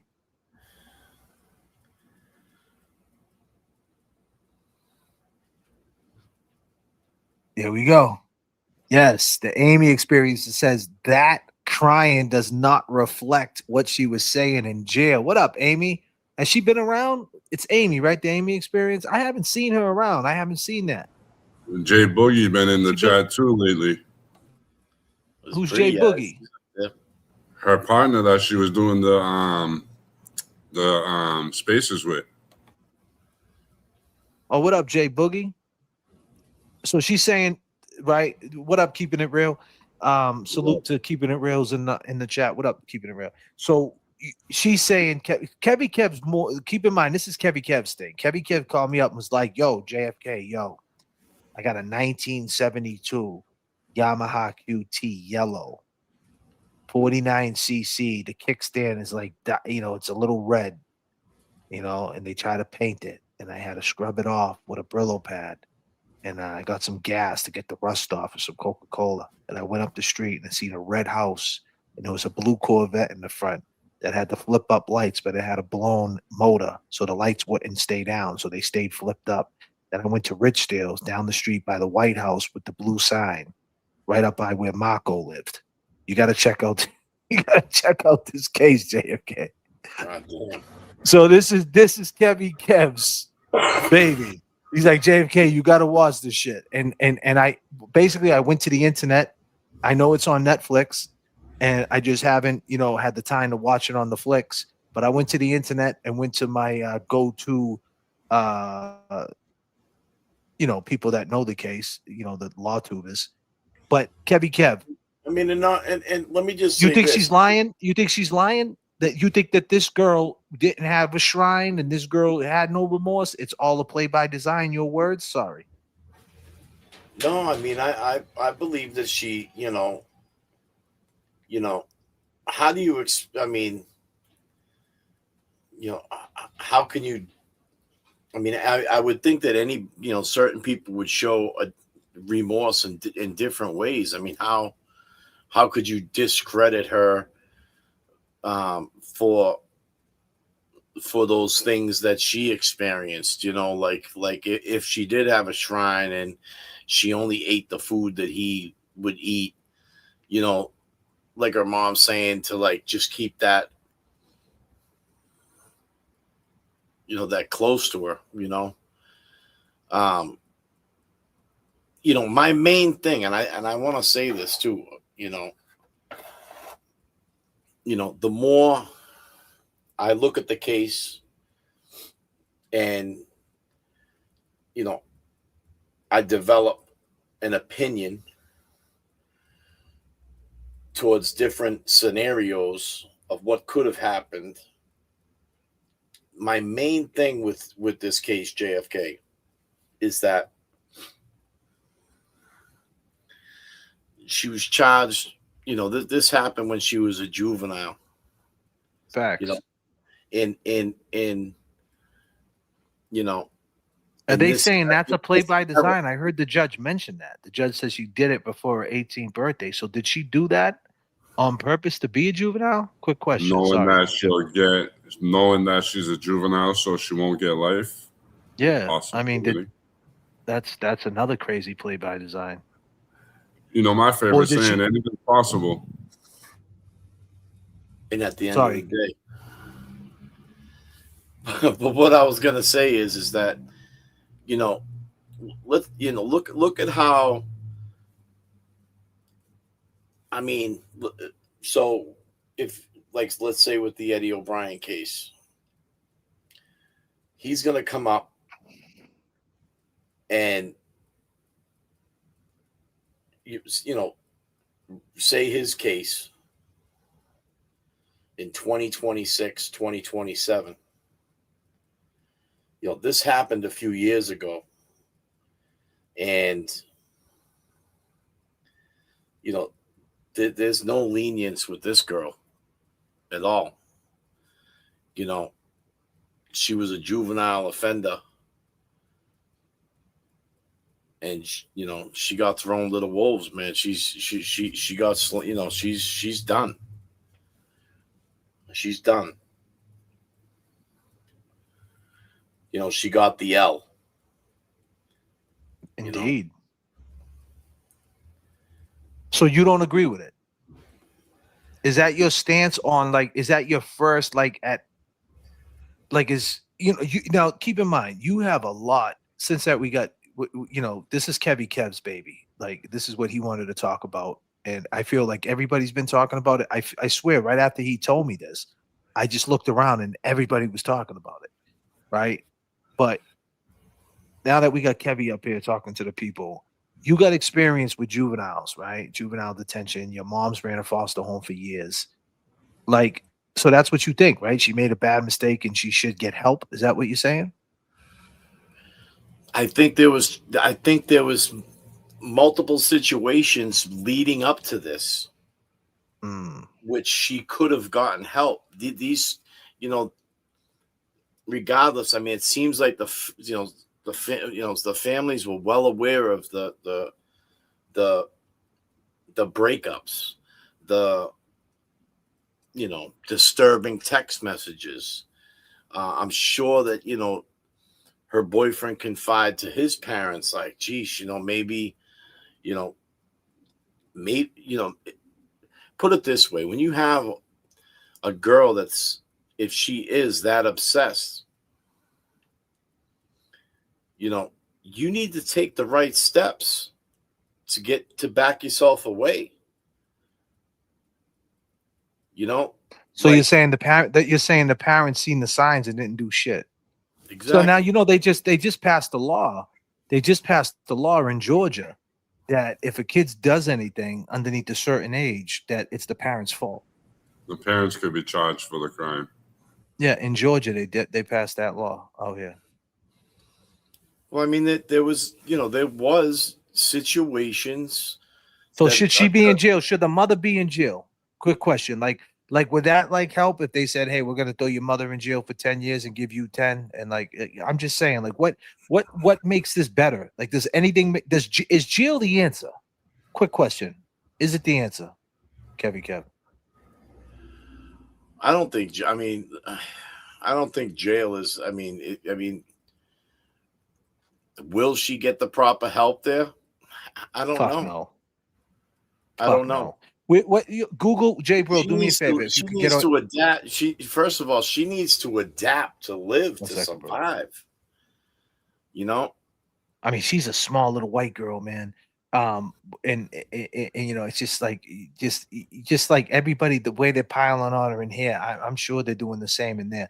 Google what prison she's in, and in that state, and tell us like the backstory of that prison, if there's any you know, they say how bad that prison is, like maximum, like fights, like how long it's been open for, you know, especially if it's an old prison. If it's one of them old prisons, man, that like was open in 1940, I mean, it's a shit show because they're living under bad conditions, giving people attitudes. Now, if it's a state of the art prison, brand new female prison, then maybe she might be able to navigate a little bit because they could kind of control the craziness because it's more pods.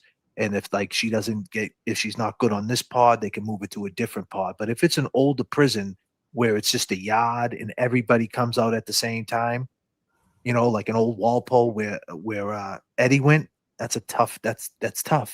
You know, you're right there. You're at anybody's disposal.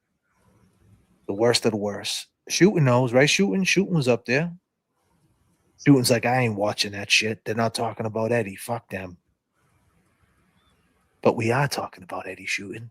We're drawing parallels. Ohio Reformatory for Women in Marysville, Ohio. It's a multi-security state prison for women that opened in 1916, housing inmates from the minimum 19 what? You heard me, 1916. All right, check this out, guys. Right, we got to take it up to 39,000 feet real quick, okay, guys? All right, I'm telling you right now. What? God. In jail and shit. Pissing in 5-gallon buckets. What the hell? James Jackson, you're in trouble. Wah, wah, wah, wah, wah, wah.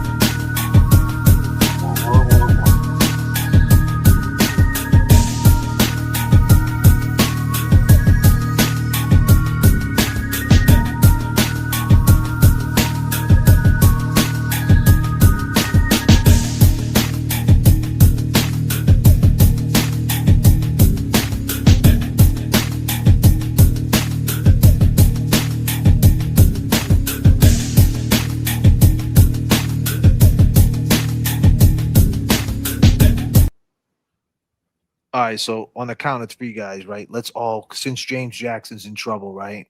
Right, James Jackson's.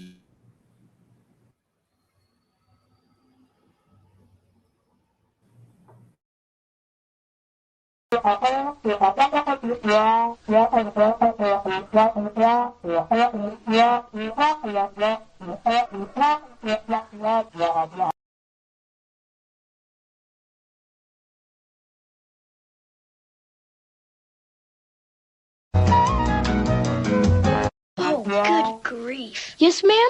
Yes,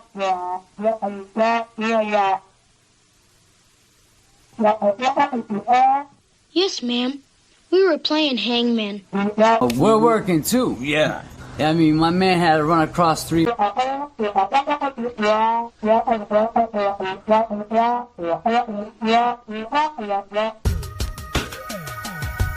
smoked Marlboros, man. I smoked Marlboros. I smoke damn, I Newport. smoked Marlboros, motherfucker.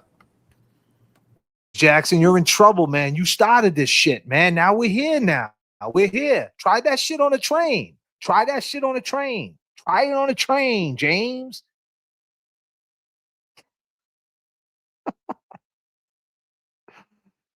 We're paying homage tonight to our brother, James Jackson. We're keeping him in the loop. James Jackson did a live stream today that I'm proud of him. He was He went on for like 2 hours. I want everybody to go over to the layover right now. There's a live stream James Jackson did, and he spoke from the heart, man. Go over there and leave a comment. Say JFK told me to watch this shit, so I'm watching it. Kevy Kev, we were in the chat. 808 was in the chat. Becky was in the chat. Jimmy was in the chat. I seen a lot of you guys over there, and we had fun. Mike Young Jerks was there. It's cool to see James. B. James. You know, he's sick. Yeah, B. James, man. He's sick of it. And he's got a lot of good things coming his way. He's about to be in a new place, a new spot. We're gonna try to hook up. I told him we're gonna try to hook up Bandit and Luna and let them take a shit together, and then we're gonna talk some shit. We're gonna talk some shit after that. Nice. You know. So this stream was actually it was actually a homage to my friend James, and I can't wait for Kevy Kev to get his live stream situation back together so we can get more of the scanner run with 781. Yes, yes, people. Summertime's coming, Kevy Kev. Crazy busy. I've been up against it, man, with work and shit, and I put it in, man. When it's there, And we're trying to talk Jay Brill. We're trying to talk Jay Brill to start his channel. You guys can go to Jason Brilliant.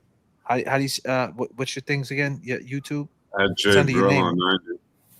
Yeah, go check him out over on his YouTube. Go sub up to him. We're trying to get I got 16.9 watch hours. There you go. Nice. I mean, let's get and I also have a whole new aesthetics for the next time that people will see that, you know, there has been some remodeling behind the scenes, and you know, it's gonna set a little nice little set for it, you know. And Chimmy, she's doing live streams too, Chimmy, now. So you guys could check Chimmy out. She's painting shit. So you go over there and tell Chimmy to paint you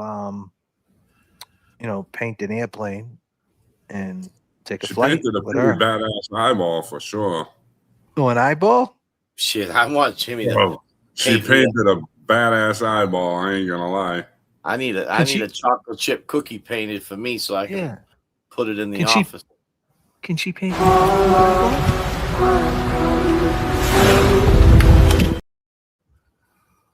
Jimmy, my dolphin needs an eyeball drawing.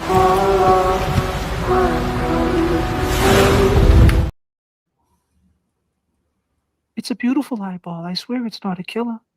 It just likes to kick fishes with its tail and seals and eat livers from great white sharks and play with its food and drag you 60 feet to the floor and eat sea turtles and cause havoc and run in pods and just kill everything. But it's a nice doll.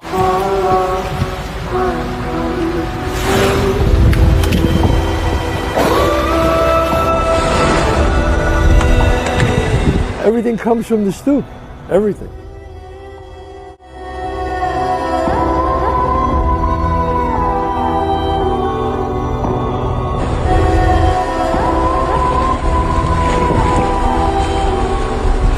I'm one with the ocean, steering the orca's eyes. I'm one with the ocean, steering the orca's eyes.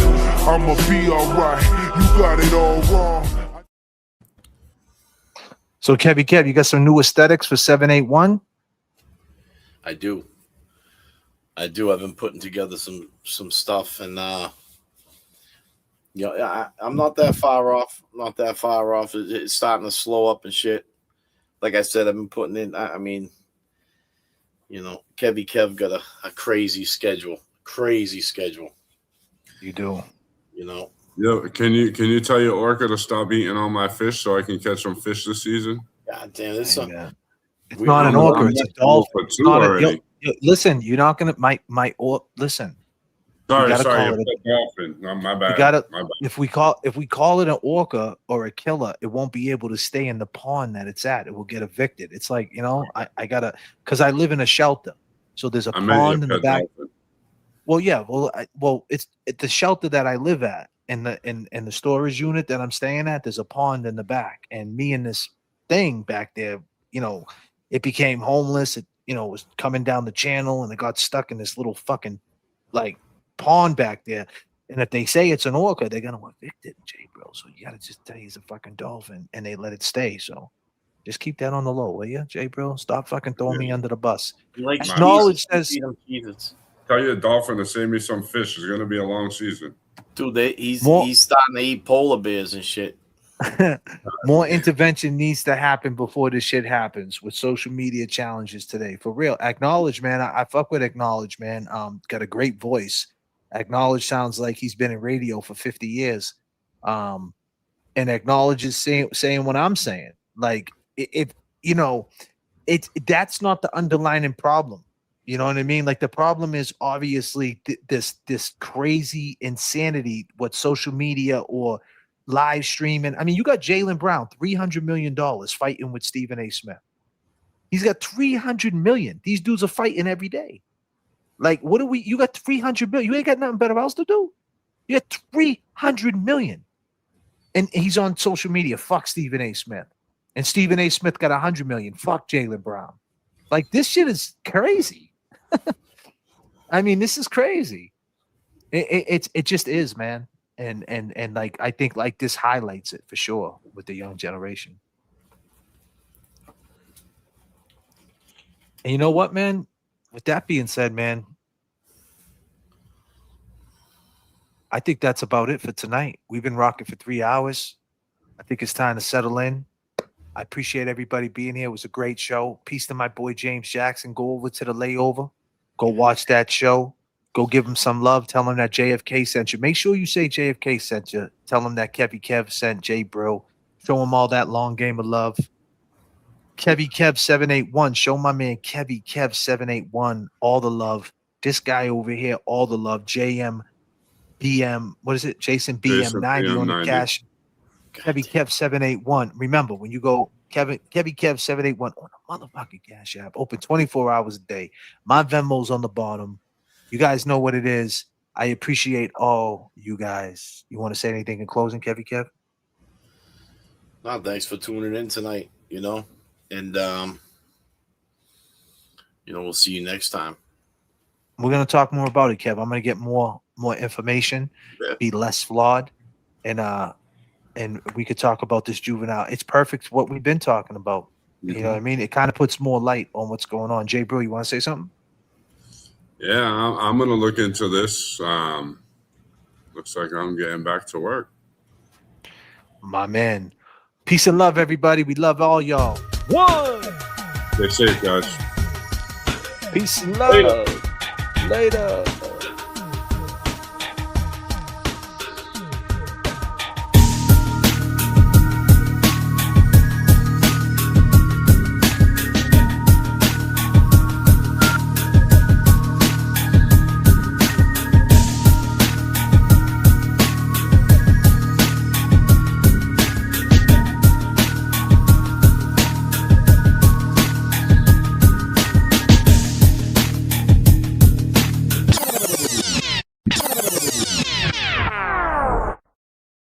We're working too, yeah.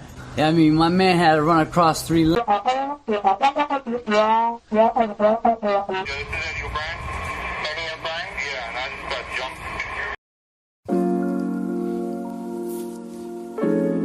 I'ma hit you when I land. What up, people? How we feeling? Take me back to the time, 1995. 1995. Yes. Yeah. What was it? 'Cause it was B.I.G. on my TV. It was Nasir Jones, TLC. It was Guru and Preem, E40. It was Mobb D. Both Dogs of Harmony. Take me back to the time, 1995. It's me against the world. I've been ready to die. I'm on the far side, bumping Wu-Tang Clan. Yeah. Trip back to the golden age. I hit you when I land. Damn. All the times I wanted to give up on myself. Put down the pen and pick up something else.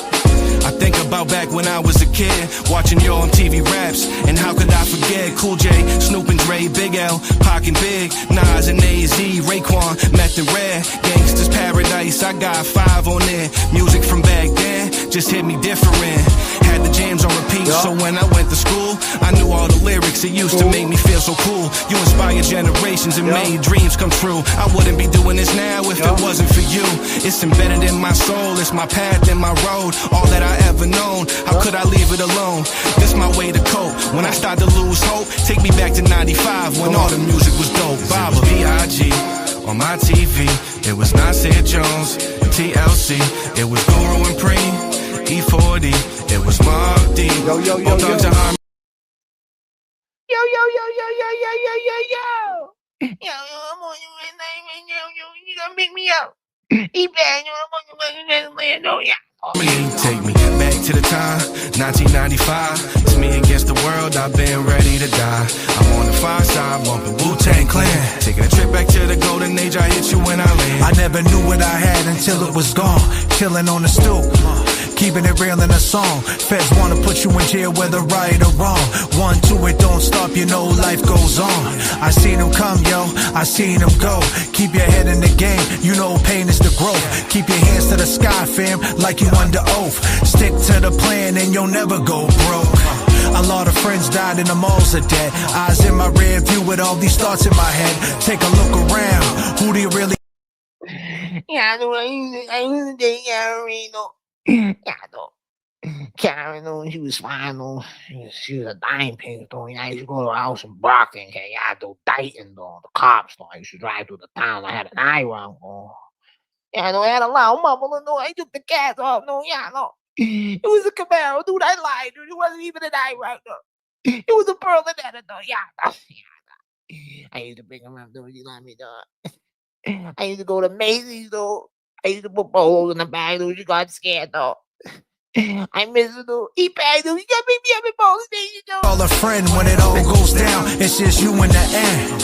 Follow the leader or just blaze a trail. Only got one shot, but many ways to fail. Keep playing the block, you gon' spend days in jail. The year was 9-5, the way it made me feel. It was B.I.G. on my TV. It was Nasir Jones, TLC. It was Guru and Preem, E40. It was Mobb Deep, Both Dogs in Harmony. Take me back to the time, 1995. Take me back against the world, I've been ready to die. I'm on the far side, bumping Wu-Tang Clan. Taking a trip. For the mothers out there, for all the mothers out there, for anybody that lost somebody, come on, let's go. One more dance, let's go. I want to say R.I.P. Avril lost her dad. R.I.P. to Avril's dad. R.I.P. to Avril's dad. Let's go. One more time. I dream of the day I can. Let's go. One more time. Let's go.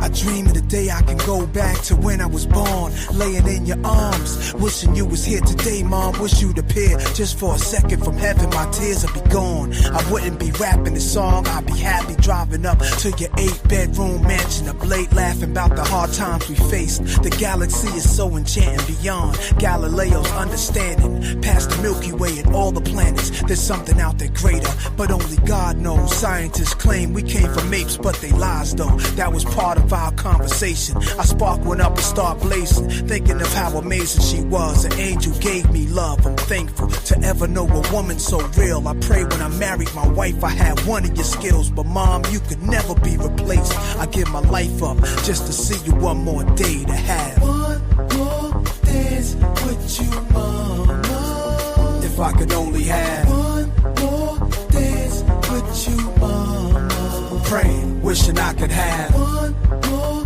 dance with you, Mama.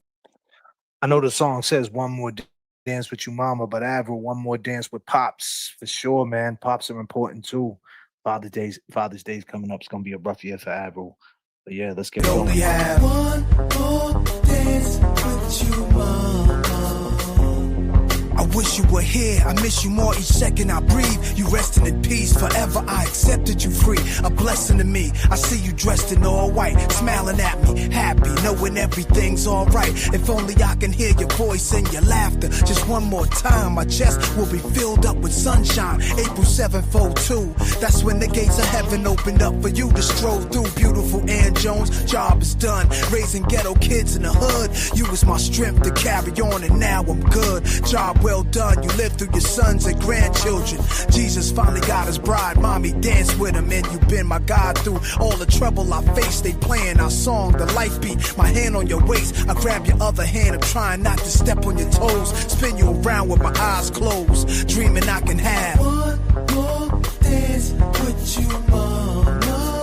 If I could only have more dance with you, mama.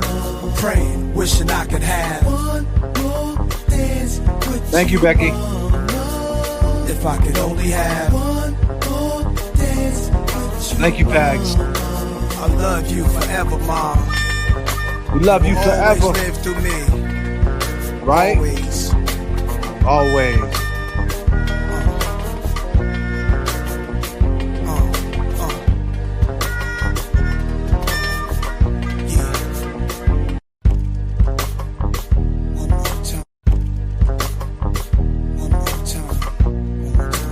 How we doing out there, chat? We just vibing. One more time, one more time, one more time, one more time, one more time, one more time. Uh-huh. One more time, come on. I dream of the How we doing out? How we doing out there, chat? Yes, Evelyn coming through, Pags coming through, matching the energy. Thank you for the show. Yeah, we are here. We still rocking. You know, everybody knows we still got a little bit of time left. You know, we're gonna play a couple things. RIP to everybody that lost some, and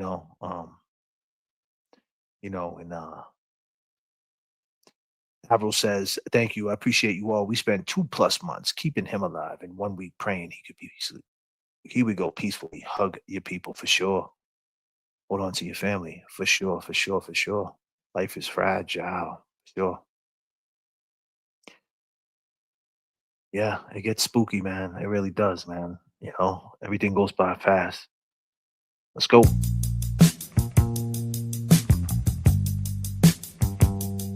Uh-huh. Yes. Vibes. Uh-huh.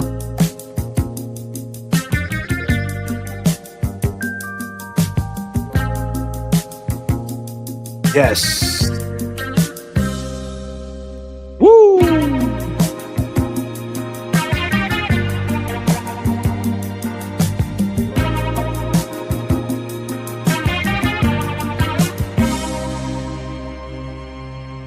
spending all my nights, all my money going out on the town,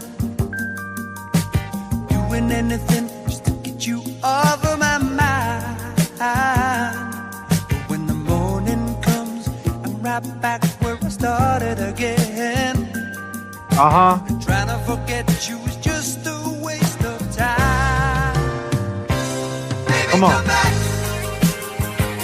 Any kind of fool could see there was something in everything about you.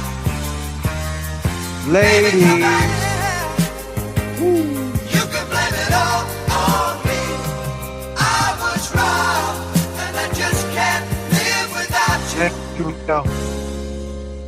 As always, Michelle Beach coming through.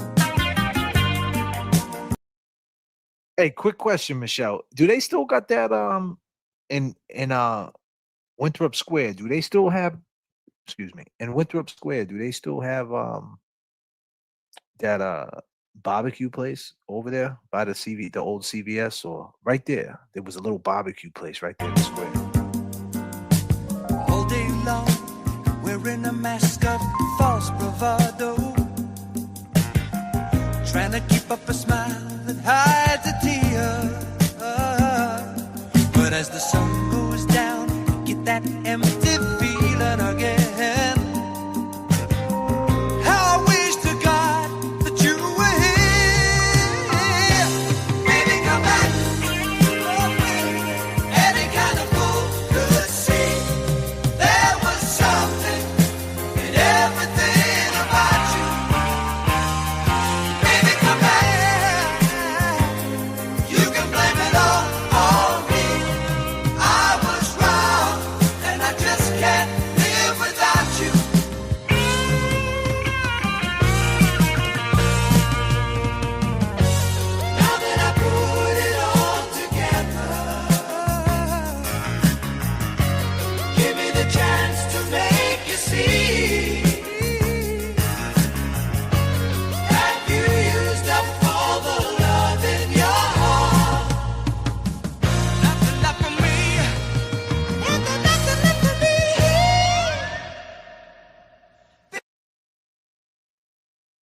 Baby, come back. Let's go.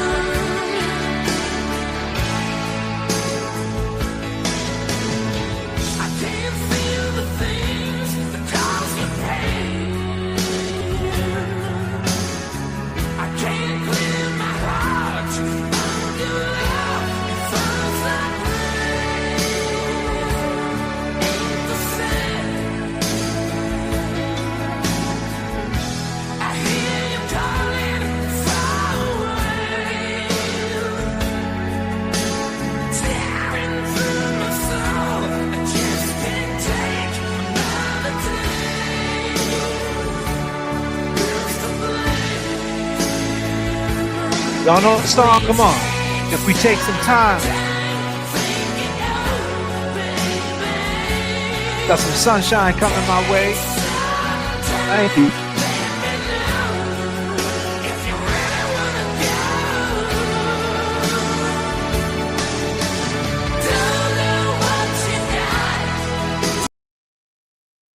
It's in my bio. It should be in my bio. If it's not in my link tree, it should be in my link tree, my bio. If not, I'll put it in the description when I'm done with the stream.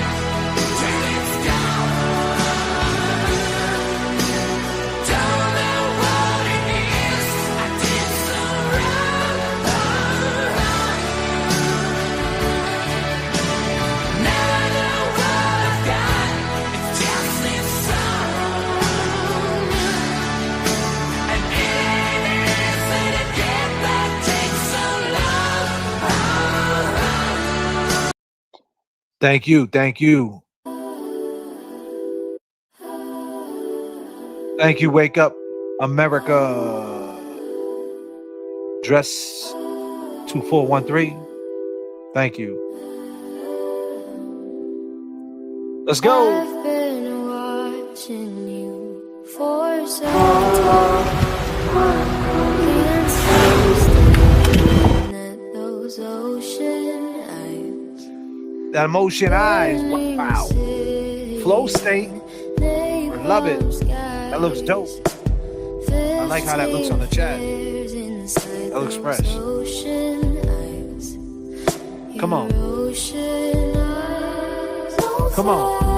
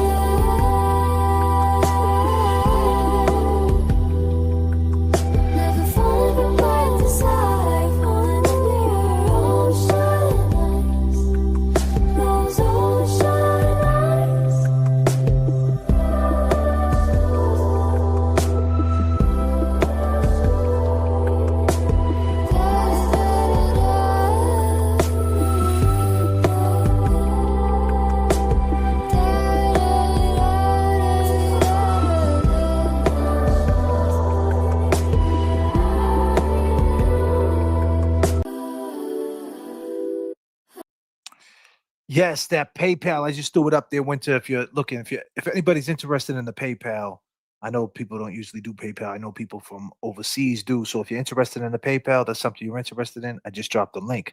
Let's take it to the Hudson. You were Brothers and late sisters. for the last train home. Uh-huh. We had a way of losing track of time. Uh-huh. The trees were bare and naked, and so were we. Uh-huh. Two old strangers sharing really personal things. That's right. Come on. Watch the sun descend on the Hudson. You touched my hair and kissed my neck. Woo! Said you forgot how good I felt on your lips. And I thought, God, I hope she remembers this. Here we go. I don't know where I belong. All I've ever known is gone. I've got nothing but you to lose. I don't know what I believe. Please have faith in me. The only truth I know is you. Talk to him. You took my coat. Let's go. To sit on the balcony. Uh-huh. I catch a cold if it keeps you warm. The lake was frozen and so were we. But we both know we won't make it to spring.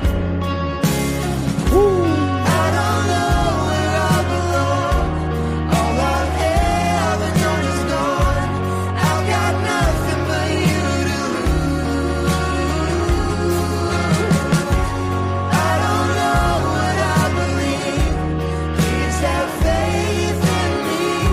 The only truth I know is you.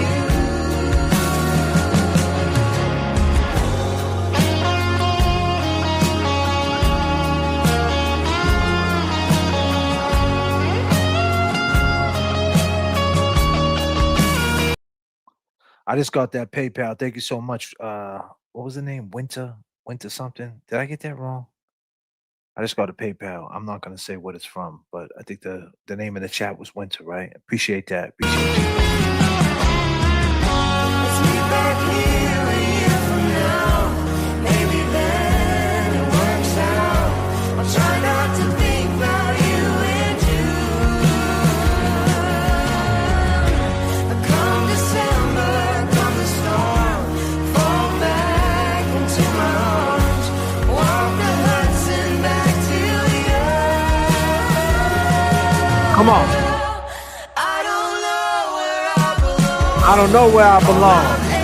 Ever known is gone. wrong. They say all they know is gone. I say all I knew is wrong, and I don't know where I belong. But you know what? I'm grateful.